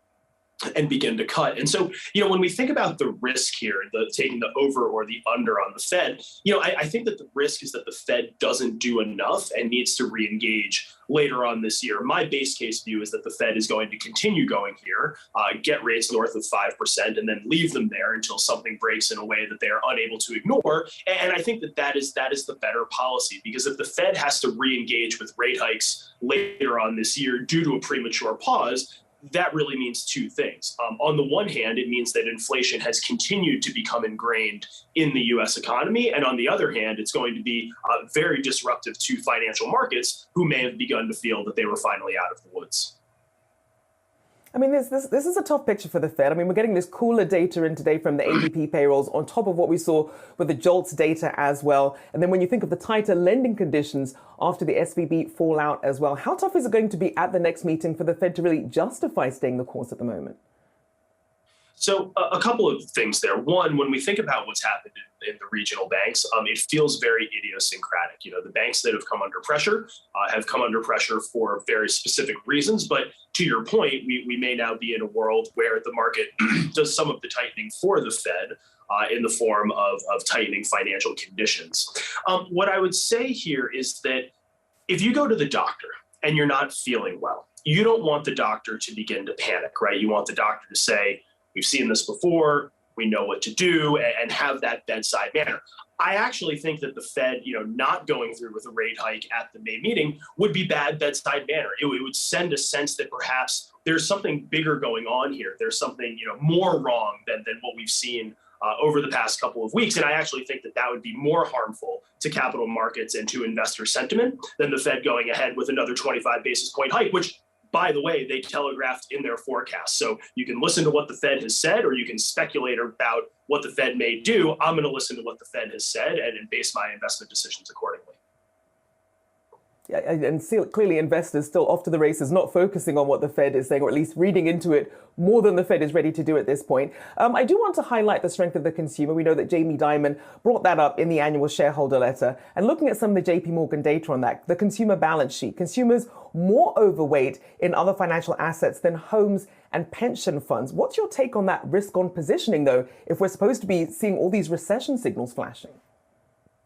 So, the first thing that I would say is that equity ownership in the United States has risen over time and took a pretty smart leg higher during the pandemic. I wouldn't read too much into the way that consumers are allocated. I would focus more on the liability side of the equation and what consumers have to service from a debt perspective. And although we have seen a modest increase in the household debt service ratio over the past couple of quarters, effectively reflecting consumers swiping their credit cards more at grocery stores, at gas stations, in the face of higher prices, that debt service ratio remains well below the level that it stood at in the run-up to the GFC. And so, yes, the consumer may be a bit more overweight equities today than they have been in the past, but the consumer's overall financial position continues to look very positive, and we do think that sets us up for a recession that is probably pretty average and not the outlier that we've seen the past two times around. And I mean, this is a very interesting dynamic we have for a recession here, given the strong jobs market still continuing. I do want to ask you about some of the trends that we're seeing in US real estate. Highest vacancies for offices, understandable as we're coming off the end of the pandemic, but also retail vacancy rates still high, but falling in 2023. A big shift, though, of 36% to department and discount retailers versus a drop of more than 36% for some of these clothing retailers. What's happening in that dynamic?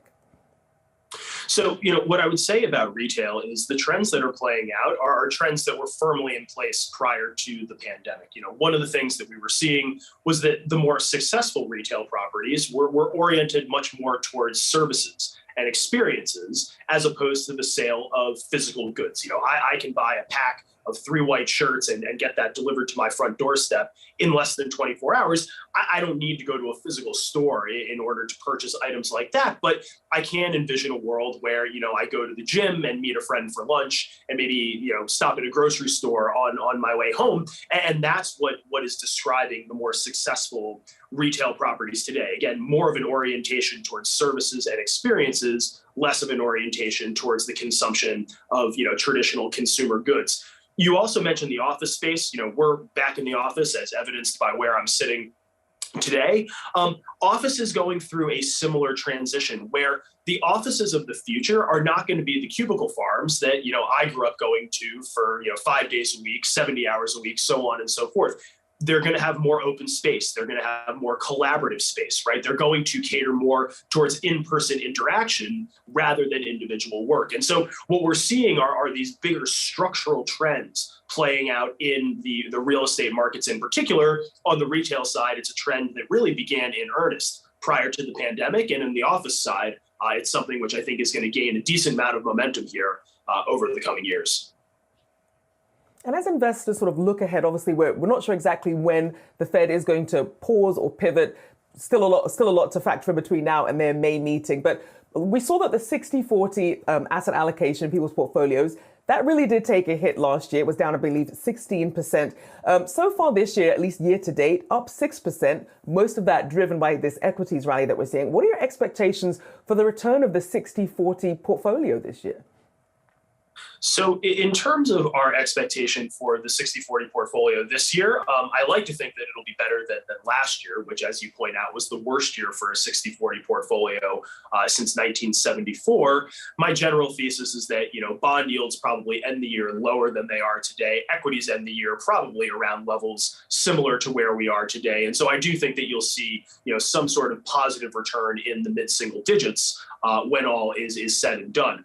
I think arguably the bigger picture issue for us when it comes to the 60-40 portfolio is the improvement in expectations for long-term returns. And a couple of years back, we were of the view that a 60-40 portfolio would pay you, call it 4% a year over the next 10 to 15 years. When we marked those numbers at the end of 2022, that number had moved north of 7%. And so, we can debate the short run. We think it's going to be a better year than what we saw in 2022. But what I would say more broadly is that the long-term return expectation for a traditional stock bond portfolio has very much improved relative to where it stood, say, at the beginning of 2022.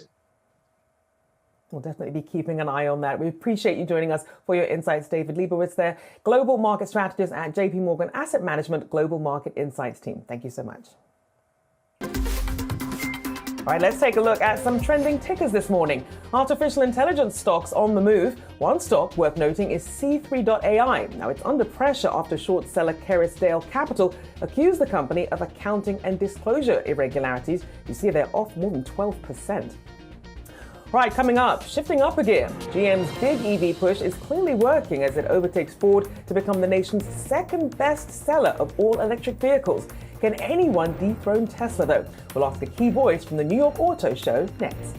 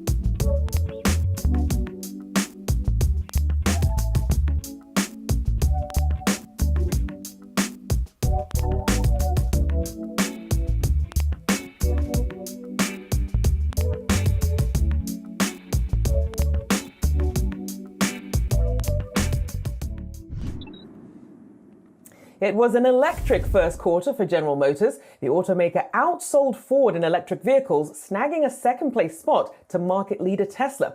Now, GM sales were 20,670, almost double those of Ford. Ford says renovations to a factory in Mexico clipped its sale numbers after production halted for 7 weeks. Still, the automaker's EV sales are up 41% from last year's first quarter. Ford has announced plans to boost capacity on all 3 of the electric models it currently has on sale. Overall, electric vehicle sales were up January through March in 2023, accounting for 7.2% of all new vehicle sales, according to the data gathered by Motor Intelligence. On overall vehicle sales, Ford set the pace as the best-selling brand for Q1. The automaker clinched the first-place spot, buoyed by strong performers like the iconic Ford Mustang. Our Dave Briggs is over at the New York Auto Show with more. Hey, Dave. Hey there, how are you, my friend? I have never before sat behind the wheel of the legendary Ford Mustang until now. Just want to fire up this engine. That's right, it's not all EVs here at the New York International Auto Show. Muscle cars are still in style. Consumers still want some power. And Lori Transu is the chief engineer of this beautiful car behind me, the Ford Mustang Dark Horse. Lori, nice to see you. What makes this beautiful car so different than the Mustangs we've experienced in the past? Yeah, hi Dave, thanks for having us here today. We have a brand new interior with a fully digital immersive cockpit. You can see the exterior has very modern and edgy styling. And then of course our powertrains. Mustang's all about power. Next generation 2.3 liter and the next generation 5 liter. Our 5 liter actually delivers 500 horsepower in the Dark Horse, so amazing horsepower. And then, as always, we like to introduce some fun features. So we have industry first drift brake, and then we also have an industry first remote rev. We talk a lot about EVs. It is certainly the theme here at the New York International Auto Show. What are you finding consumers still want, though? Yeah, I think absolutely there's people that want EVs, but there's a huge portion of people that still want an ICE powertrain, and in particular, an awesome sports car like the Mustang. Obviously, the Ford Mustang Mach-E is the only top 5 selling EV not named Tesla, and people have really received it well. What makes it different than others on the market? Yeah, absolutely. The thing that makes it different is it's part of the Mustang family. So it has several cues that are very tied to all of our Mustang products. So it's got amazing performance, very distinctive styling, and it's fun to drive. So we're super excited to have it part of our Mustang family. And if you come down here, you can actually get not behind the wheel, but you can take a drive around the track with a professional driver. I have to ask you, you say the Ford family. You might be the Ford family. You are second generation. You are and the whole family is involved in Ford. What's the draw? What's the love affair? Yes, absolutely. I think first and foremost, the products. But in addition to that, the culture. Ford has a great culture. They really take care of their employees and give us lots of amazing opportunities. So you're right, my whole family, including all my kids, work at Ford. So we have a lot of fun. That's incredible. A lot of people would say, wow, it's nice to see a female chief engineer, in particular of a muscle car. Would you have advice for young women that want to get in, to want to break in and succeed in STEM? Yeah, absolutely. It's been an amazing journey. STEM is a great place to start, so it absolutely encourages people who are interested in engineering to learn more about it, get involved with STEM. There's tons of mentor programs, so being a mentor is great. Within the auto industry, there's all kinds of opportunities for young women interested in engineering. And it's not just the nuts and bolts, right? It's fun. We do strategy. We think about what products could be. We think about our customer and how do we appeal to them. So it's really a fun job. Want to make sure young women understand that too. I hope so. I'm glad to see. And also there's a female engineer over the Mach-E side. And I'm curious, you must be a real gearhead. What's happening to the traditional gearheads now that EVs are becoming so popular? Are they dying out? Absolutely not. There's gearheads in every generation, and actually our Mustang is specifically targeting the next generation of enthusiasts. So we want to, of course, make sure we maintain our enthusiasts that we love today, but we're going to grow it to that next generation of young people who are interested in a fun sports car. Ford has a goal of 600,000 EVs produced this year, 2 million by 2026. EV sales up 41%. You have had some challenges in that regard. What's the biggest obstacle into getting to those massive numbers and mass adaptability? Yeah, I think we have a plan. My specific responsibility is Mustang ICE, so I'm not completely privy to all of that plan. But I know for Mach-E, we are growing volume end of the year, 270,000 units, and that's to meet our demand. So we've got really strong demand. It's an amazing product. Supply chain issues really were the theme of the last couple of years in the auto industry. Where are those issues? Are they beginning to clear? Yeah, right now we're not seeing any for Mustang. We are on top of it. We have a team that's constantly looking at supply chain, chip issues, and if they see something on the horizon, they reach out immediately and we develop an action plan. But right now, we're good. So we already talk about a moat between businesses and others. What is the moat between this car and others on the market? What's its differentiator? Yeah, well, performance for sure. 500 horsepower. Fun to drive. I think it's unique in that it harkens to the heritage of Mustang. We're celebrating our 59th birthday in a couple weeks, Mustang, so it harkens to the heritage. As a matter of fact, you can see several design cues from the early 1960s Mustang still available here, but yet it goes to the future. So we've got this immersive cockpit that has a fully customizable screen. You can do things like set a unique color tone. You can create your own unique drive experience by adjusting the exhaust, the steering, the suspension. So it's a little bit of the old and a little bit of the new, all wrapped around a super fun and amazingly sexy package. Yeah, those screens are all so cool. Are they at all a concern for distracted driving, and how do you prevent that?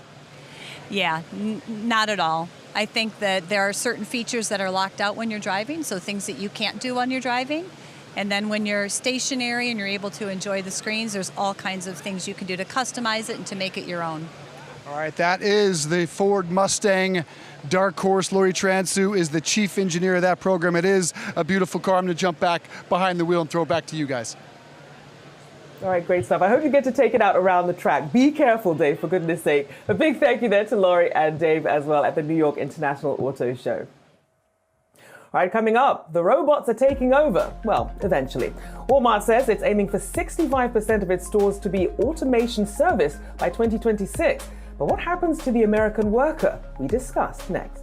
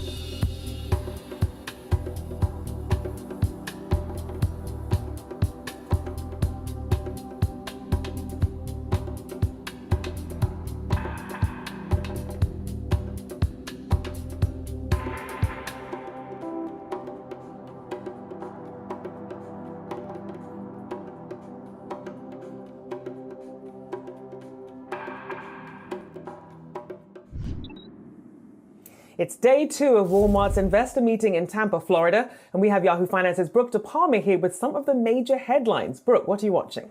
Good morning, Rochelle. Well, Walmart this morning laying out its plan to more than double profits by driving growth, improving operating margin, and improving returns. Now, the company doing that by heavily investing what they say is the next generation supply chain with automation at the core, laying out very hefty goals rather when it comes to improving automation. That is, they say that approximately 65% of stores will be serviced by automation by the year end of fiscal year 2026. That includes things like AR technology to help associates map and track inventory at stores. In addition to that, it also says approximately 55% of fulfillment centers will move through automated facilities. That will help to increase speed. And in addition to that, this is going to lower costs here. They say unit cost averages could improve by roughly 20% thanks to this investment in automation. Once again, that's by year end, fiscal year 2026. And earlier today, CFO John David Rainey weighed in on the opportunity around automation and how it will trim costs for the retail giant. This automation has been designed with a human-centered view, improving how merchandise arrives at stores. Our targeted 4% compounded growth implies that over the next 5 years, we'll add more than $130 billion of sales on top of our $600 billion base today. And this is crucial as the company looks to compete with one of its biggest competitors, Amazon. It says through these fulfillment centers, it could double the number of orders they're able to fulfill in a day and have packages at customers' doorsteps faster than ever before. So, Brooke, for employees who are watching this, then, what's the impact of this for Walmart's workforce? Right, certainly shaking up employees here, but they continue to say that people remain at the core of their business. This comes after Walmart recently laid off approximately 2,000 positions at its U.S.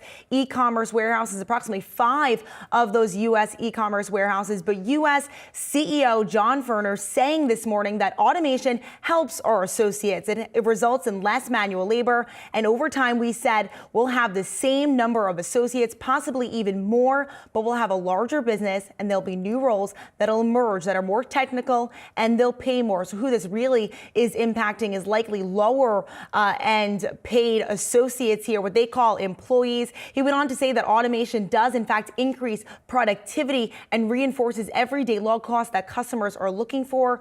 It's important to note here that currently the U.S. average hourly wage over the last 5 years, he said that it increased by about 30%, bringing it to what stands now at $17.50. And of course, Walmart gaining market share here as consumers double down on value amid stubborn food inflation. And so looking for more of those fresh food items over discretionary. Indeed, we did see Walmart and other companies really having to beef up benefits there. And so trying to trim some costs now as well. Brooke De Palma, thank you so much. Right, well, tech firms that are always looking for ways to reduce costs are scaling back on perks. Here with the details is Yahoo Finance's Dan Howley. Hey, Dan.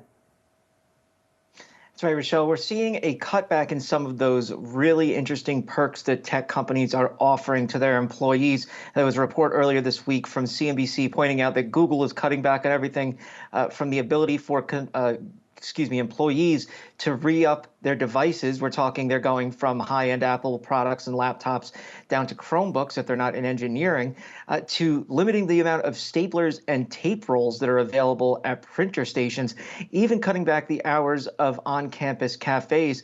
This is all in response to a desire to cut back on costs, but also the kind of in-office, out-office work schedules that people have. They have yoga classes. They're cutting back on those on certain days. They said they had cafes that had baked too many things and needed to get rid of them on Mondays and Fridays. So we're seeing this cutback, and it's not just at Alphabet, by the way. Meta has cut back on certain things. I know anecdotally I've spoken to some people who say you can definitely notice a difference in food quality, things along those lines. And other companies are making cuts as well. And just want to point out with Meta as well, they also are cutting down on the amount of bonuses they're offering, and the kind of review process they're doing with people is being sped up. Not as many people getting illustrious kind of marks for their yearly reviews. But I do want to just kind of point out what these perks are for. Sure, they're very interesting, but they're really a way to lure employees in. This usually comes at a time when they're in high demand, so they have to make a way to basically say, look, you'll be better off here. It also makes sure that those people stay on campus. So if you have laundry on campus with which Facebook used to offer. They did away with that. You don't have to be home to do your laundry. You can just drop it off and have someone do it. There's been dentists, barbers, anything you can think of they've had on these campuses. But now, as they're seeing this kind of reduction in workforce, they don't necessarily need to pull people in. And so what they're doing is they're cutting back on that. It doesn't mean that all perks are going away, obviously. Also, it's kind of silly to feel bad when people are getting literal free lunches. But it does, kind of make sense, though, for them to pull back at this point. Eventually, experts that I spoke to said we'll start to see those perks kind of come back and recirculate. It's all cyclical based on how many employees that these companies need and what they're fighting for. So certainly sort of adjusting to conditions, but I mean, I don't know, taking away the staplers, that's a little bit stingy, but I guess you have to do what you have to do in this environment. Dan Howley there, thank you for that update. All right, coming up, Donald Trump pleads not guilty to 34 felony charges as his campaign says it raised over $10 million since the news of his charges broke. So how's he doing in the polls? We'll take a closer look next. We think about some of these surprises that we could potentially still see in the second quarter of this year and even further out into the rest of the year. It's the time of year some look out for an April surprise. The one that I'm still looking at is what happens geopolitically, what happens in Ukraine. And then a derivative of that is what continues to happen with US-China relations. Thus far, the surprises have really been the resiliency of the labor market. But we do have a backdrop now of a banking crisis that just started weeks ago. The surprise going forward in the next few quarters could be that the economy drops off more than anticipated. It is our belief that focus would shift to fundamentals, shift to earnings. And on that front, we're already seeing signs of margins compression, earnings contracting for the first time since late 2020. I'm incredibly boring. I think cash is queen, but I do think it'll change at some point. So I'm looking out for Q2 earnings. I think they're going to be weaker than expected. At the end of the day, if the earnings are not there, then we could have more problems for the equity market in front of us. There's been certainly no shortage of surprises in the markets really over the last couple of years, but even just the last several weeks. Here's what I think that are the biggest risks that I'm concerned about. The Fed's going to keep raising rates a little bit, maybe a couple more times. I think reality is going to set in that the earnings revisions aren't enough. But the real thing that I think is going to be a problem is if we see a reversal of inflation coming down.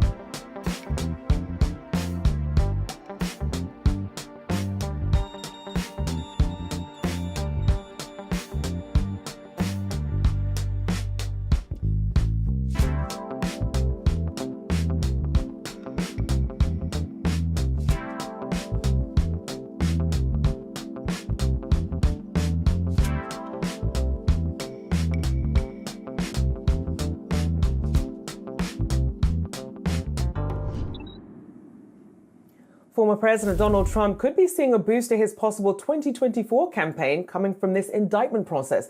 Yahoo Finance's Rick Newman has more on this and joins us now. Rick, an interesting development here, but we did see that building up to this arraignment.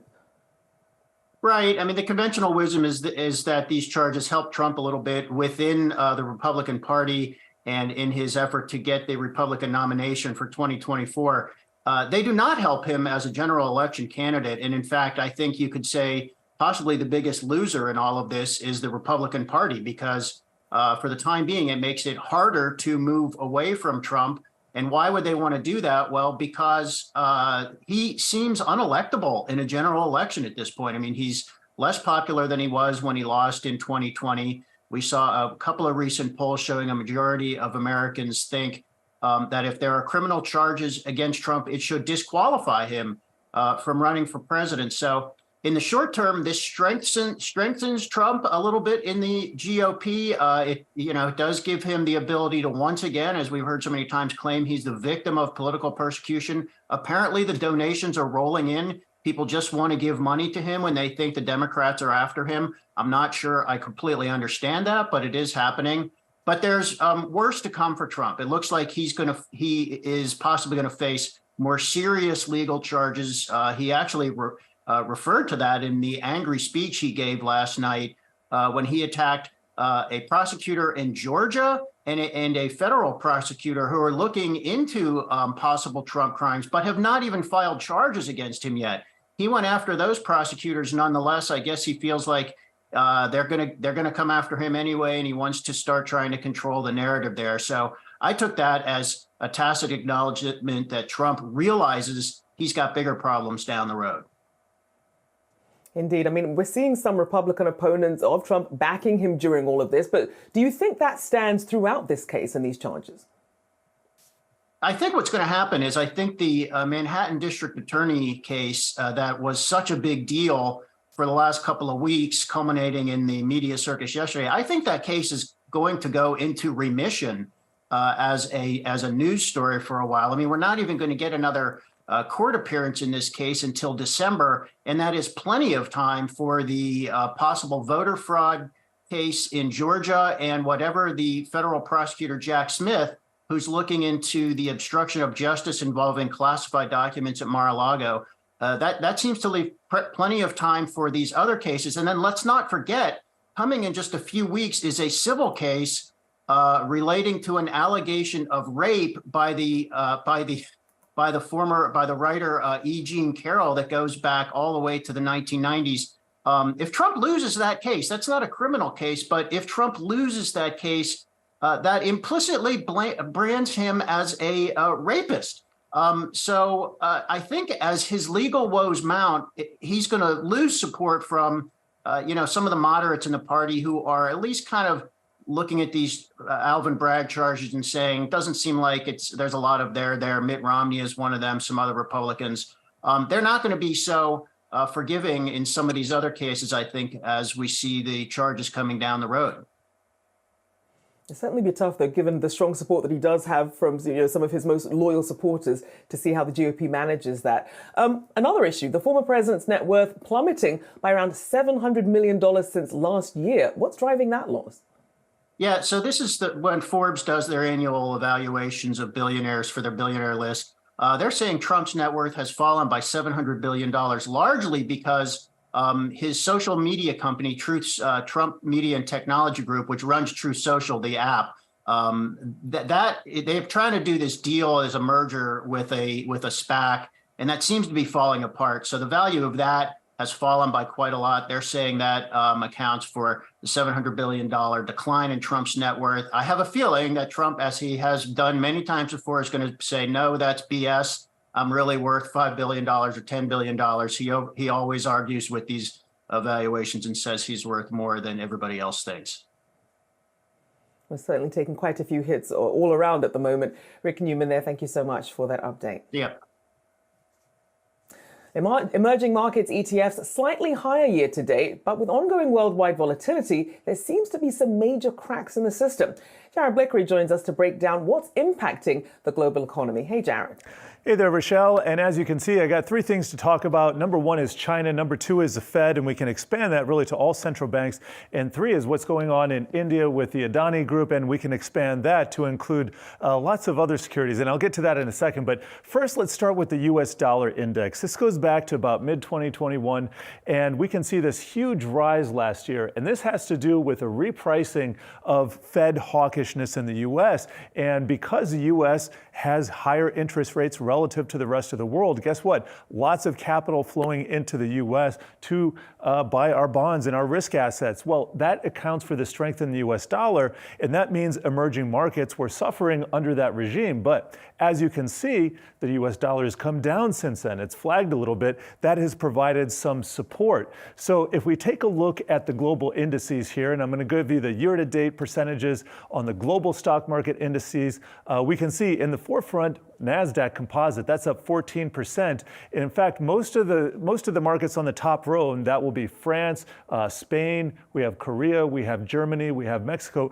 Most of these, excluding Mexico, are actually developed currency worlds or developed market currencies and indices. On the bottom line, we have some of the undeveloped markets like the Bovespa, that's down in Brazil. That's down 9% this year. Brazil took a lot of their pain early, and they were raising rates back in early 2021 when nobody else was thinking about that. But again, they've been hurt disproportionately by what's been going on with the central banks and the Fed raising interest rates. Now we got to get to China. China's kind of been its own deal, of course, with the lockdowns and then only reemerging late last year. It's been a different story, and they're finally roaring back. And you can see a lot of the members of the Chinese Nasdaq Golden Dragon Index here have been performing quite well, and some only mediocre. And in fact, the China story got started way back last year when a lot of tech was still getting decimated. I think traders got ahead and were thinking about the opening. Well, the opening is here. Is it bigger or less than expected? I think that's what we're seeing playing out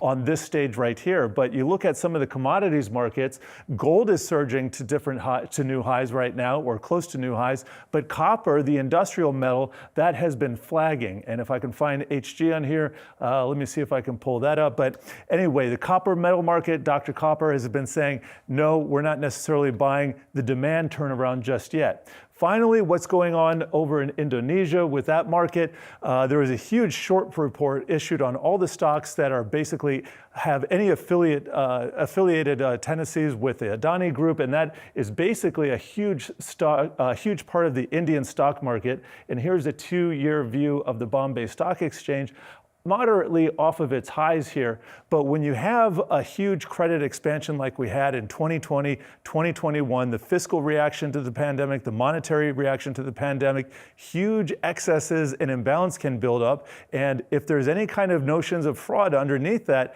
well, guess what? When you have a deflationary environment such as these, those things get priced out of the market, or I should say priced into the market by those prices coming down. So we're not only seeing this play out in the Indian stock market here, we're seeing that play out in the U.S. stock market as well. And we're seeing all kinds of short reports coming to the forefront. So the bottom line is all of the machinations of the central bankers to deal with inflation worldwide have really been weighing on emerging market economies. And because they are not necessarily the tail that wags the dog, they are the ones catching the cold when America sneezes and when the developed nation sneezes. They are unfortunately have received the forefront of the brunt of that movement. Certainly a fantastic breakdown there, especially of the repercussions that we might still continue to see. Jared Blickery there for us. Well, according to a recent poll by HSBC Research, emerging markets, equities and currencies are expected to outperform their developed market counterparts over the next 3 months. For more on this, we welcome in Murat Olgun, HSBC Global Head of Emerging Markets Research here. Good to have you on the show. So obviously we're seeing that emerging markets have really bore the brunt of some of these global repercussions here, but still expecting, at least from those surveyed, an outperformance versus developed markets over the next 3 months. What's the base case for that? Sure. Well, thanks for having me, first of all. Indeed, emerging markets actually have started this year pretty well, all things considered, the huge volatility in the first quarter of the year. When you look at the performances across all asset classes, including equities, but more so fixed income, they're positive. And that contrasts with the last 2 years, 2021, 2022, which were actually quite unpleasant years for emerging markets. All asset classes fell, 2 consecutive years of deep negative returns, which is quite rare in history. 1 year fine, but 2 years is just too much. And we always thought this year, 2023, would be different. For one thing, China's reopening is a game changer. Emerging markets have become a lot more dependent on China through trade, capital, currency stability, sentiment, and the fact that Chinese economic activity is actually rebounding and improving makes a huge difference for emerging markets. This is actually shown in our survey as well. Traditionally, emerging market investors were citing downside risk to EM, one of which that you've already mentioned, which is essentially the Fed and developed market rate hikes. The other one is the risk of recession or downturn in major global economies. But for the first time in quite a while in this survey, emerging market investors actually mentioned about an upside risk to the outlook of EM, and that's China. So that clearly helps. And the fact that Europe is resilient, doing better than expected compared to expectations late last year, that also helps the outlook. I think overall this year we're looking for a better year. For one thing, it's the growth outlook led by China. And the other one is the headline inflation is falling. And a lot of emerging market central banks, they've tried to fight inflation a lot earlier than their developed market counterparts, especially in Latin America. They've started hiking rates very early, some 1 year earlier than the Fed. So I think the combination of these two, the headline inflation falling and China rebound helping, gives a bit of a better environment and backdrop for emerging markets. And they've been performing well in the first quarter. So then outside of China, where else were you seeing some of these inflows and some of this appetite for risk? Sure. In the first quarter of the year, local debt markets have actually performed very well, up nearly 5%. That is a pretty handsome return, so to speak. About 2% came from currency. So another tailwind for emerging markets, which in the past used to be a headwind, is the weakening US dollar. And our FX strategy team, they've been actually calling the US dollar weakening trend for this year to carry on because US dollar has lost some of the momentum behind it that we had over the last 2 years. The Fed coming towards the end of the tightening cycle with the global economy not doing that bad, especially China rebound, etc., that are actually softening and weakening the US dollar. And that is helping a lot to emerging market currencies and local debt. Outside of China, there's a lot of interest in Latin America, especially large economies, Mexico and Brazil, but also Colombia, Chile. I mean, these countries have pretty high nominal rates and in many cases, very high real interest rates as well, with the inflation, the downside momentum, genuinely, external balance are in a good shape. China rebound helping them. And, we're already seeing this coming through. I think it's a good combination, and we are seeing a lot of interest for Latin American countries. And also on the equity side, GCC, Saudi Arabia, UAE, through IPOs, through attractive equity markets, a long-term story, a structural change, fiscal reform, diversifying the economies away from hydrocarbons or balancing the economies better, etc. These are all exciting stories, and we are seeing a lot of interest. And what about the risk, though? I mean, risk appetite on a scale of 0 to 10, with 10 being the highest risk in emerging markets. Currently, according to your survey, has now at 6.9. It was at 6.1. How well-founded is that, given that we still have so many unknowns about the volatility, Sure. about what central banks are going to be doing, and for how long? Sure. Yes, every survey, there's a quarterly survey, we ask investors, what's your risk appetite at the current juncture? With 0 is no risk in EM and 10 full EM risk. And we take a weighted average. And as you were saying, the weighted average score has improved in our latest March survey to 6.9 from our previous December survey, 6.1. And actually, this latest 6.9 number is the second best in history. Another justification, or maybe confirmation of an improving risk appetite, is the fact that investors are putting their cash to work. Another question we ask investors is, what's the level of cash in your portfolio as a share of assets under management? And this has been going higher pretty much over the last 1.5 years. And we have seen for the first time in December and further in the latest March survey, investors are reducing their cash levels on a weighted average basis from above 6 down to near 5, which is actually a big change if you consider the whole portfolio of investments. And that is also confirming a better risk appetite and investors seeking opportunities across emerging markets. And just very quickly, I know that when you were looking at the rebound of mainland China, investors honing in on base metals, tourism, and energy commodities as the key beneficiaries. How soon will they see that happening? Correct. This is another question we ask specifically for this survey. What are the channels of transmission and spillover? And clearly, as you're saying, investors see base metals and tourism as the main areas, channels of transmission from China rebound to the rest of EM. Then comes consumption goods and energy commodities, and to a lesser extent, it's investment goods. So in a way, investors are looking for tourism, kind of, service exports to China, and also property market stabilization and rebound through the base metals to be the main areas of transmission to help the emerging market outlook with the China rebound. I do appreciate you joining us with your insights this morning. Murad Ulgan, the HSBC Global Head of Emerging Markets Research. Thank you for your time.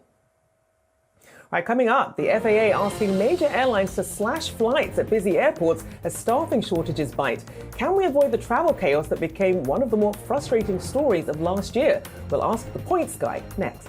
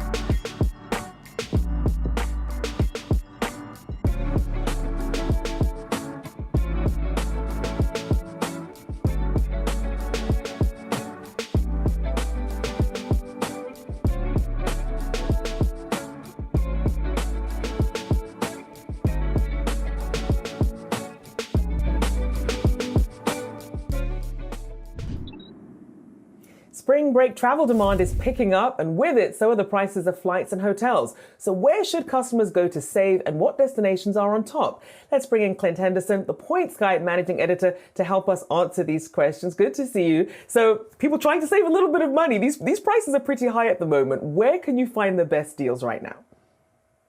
Yeah, just to give you an idea, I checked prices for New York to Rome today for the peak summer dates. They wanted $3,000 for a coach ticket. Now, that said, unfortunately, that's going to be the way things are going to go this summer, probably. Demand is up, supply is down, there's less seats available, less hotel rooms available, so more people competing for those means higher prices. But there's still lots of deals out there. In fact, at the Points Guy, we publish deals almost every day. Tons of deals still to be had on places like Portugal, like Spain. You just are going to have to fly with a low-cost carrier. TAP Air Portugal is one good example. We routinely see flights to Europe for under $500. Some of the other new low-cost carriers serving Europe, like Norse Airways. So you got to shop around. If you see a deal, jump on it right away. The other thing to know is that you can still find a lot of deals out there internationally because the US dollar is so strong. So Cancun is a huge hit, anywhere in Mexico, Jamaica, and places like the Bahamas. We're really also seeing the spread of all-inclusive resorts. So they're becoming increasingly popular because you get food and drinks thrown in along with your hotel room. So a couple trends to watch there as well. And are those all-inclusive deals still the way to go, especially as you mentioned some of the costs there, because that can really add up. And in terms of summer planning, it sounds like you're saying we should start planning our summer travel right now. Yeah, so all-inclusives are a new trend that is exploding because people are spending so much on food and beverages, especially with inflation as high as it is these days. So you are seeing the spread of all-inclusive resorts. You can sometimes find really good deals that includes meals and drinks, like I said. So definitely something to look at. As far as prices this summer, yes, prices are extremely high, as I mentioned, but there are deals to be had out there. So shop around a little bit. And another trend I was looking at here, summer skiing. Break that down for me, because that's not usually where people are going. What are those destinations looking like? Yeah, so, obviously spring break, you always hear about Mexico, you hear about Florida, but this year, because the snow has been so incredible, especially in the western part of the United States, we're seeing some ski resorts staying open through the spring and even into July. So a lot of them have deals where if you buy a year-round lift ticket for next year, you can ski for free in the springtime this year. We're seeing more and more resorts open through July. So check that out as well. It's an alternate spring break destination this year just because of Mother Nature. And what are the worst mistakes that people can make when they're trying to book either for spring break, although it's a little bit on the late side, or for summer? So one of the things I would say is it's not too late to book summer travel right now. It's starting to get too late for Europe and international trips. So if you have somewhere like Paris in mind, you should be booking that now. If you're flying domestically, if you're only going to fly in the United States, then you still have a couple of weeks. What I advise customers to do is to set a Google Flight Alert. Google Flights is the best tool out there for savvy travelers. You can set an alert. It will tell you if prices drop or if they rise suddenly. It will also tell you if you're getting a good deal or not. And Google Flights just rolled out a new feature. On some flights, they're offering you a cash back guarantee. So if prices go up substantially, they'll give you a little cash bonus. So definitely use Google Flights, track your flights now. But as I mentioned, if you see a deal alert, sign up for places like The Point Sky. We have a newsletter where we publish daily deal alerts. If you see a deal alert, jump on it, because everyone else is looking for those deals right now and they go really fast. Indeed. I'll be a little bit heartbroken. You mentioned Rome. I wanted to go to Venice at some point, but $3,000, that's going to sting. But great having use you those on, miles. there. Thank you. There you go. I will use those miles. Clint Henderson there from The Point Sky. Well, before we go, let's do a final check of the markets. At the moment, we see at least the Dow in positive territory, but just barely there, just up by 40 points. The S&P and the Nasdaq still in negative territory, especially the Nasdaq there, down 1.33%. S&P still taking a hit, though, down about 18 points or about 0.5%. Well, that'll do it for now. I'm Rochelle Acutho. I'll be back with you at 11 a.m. Eastern. I'll see you then.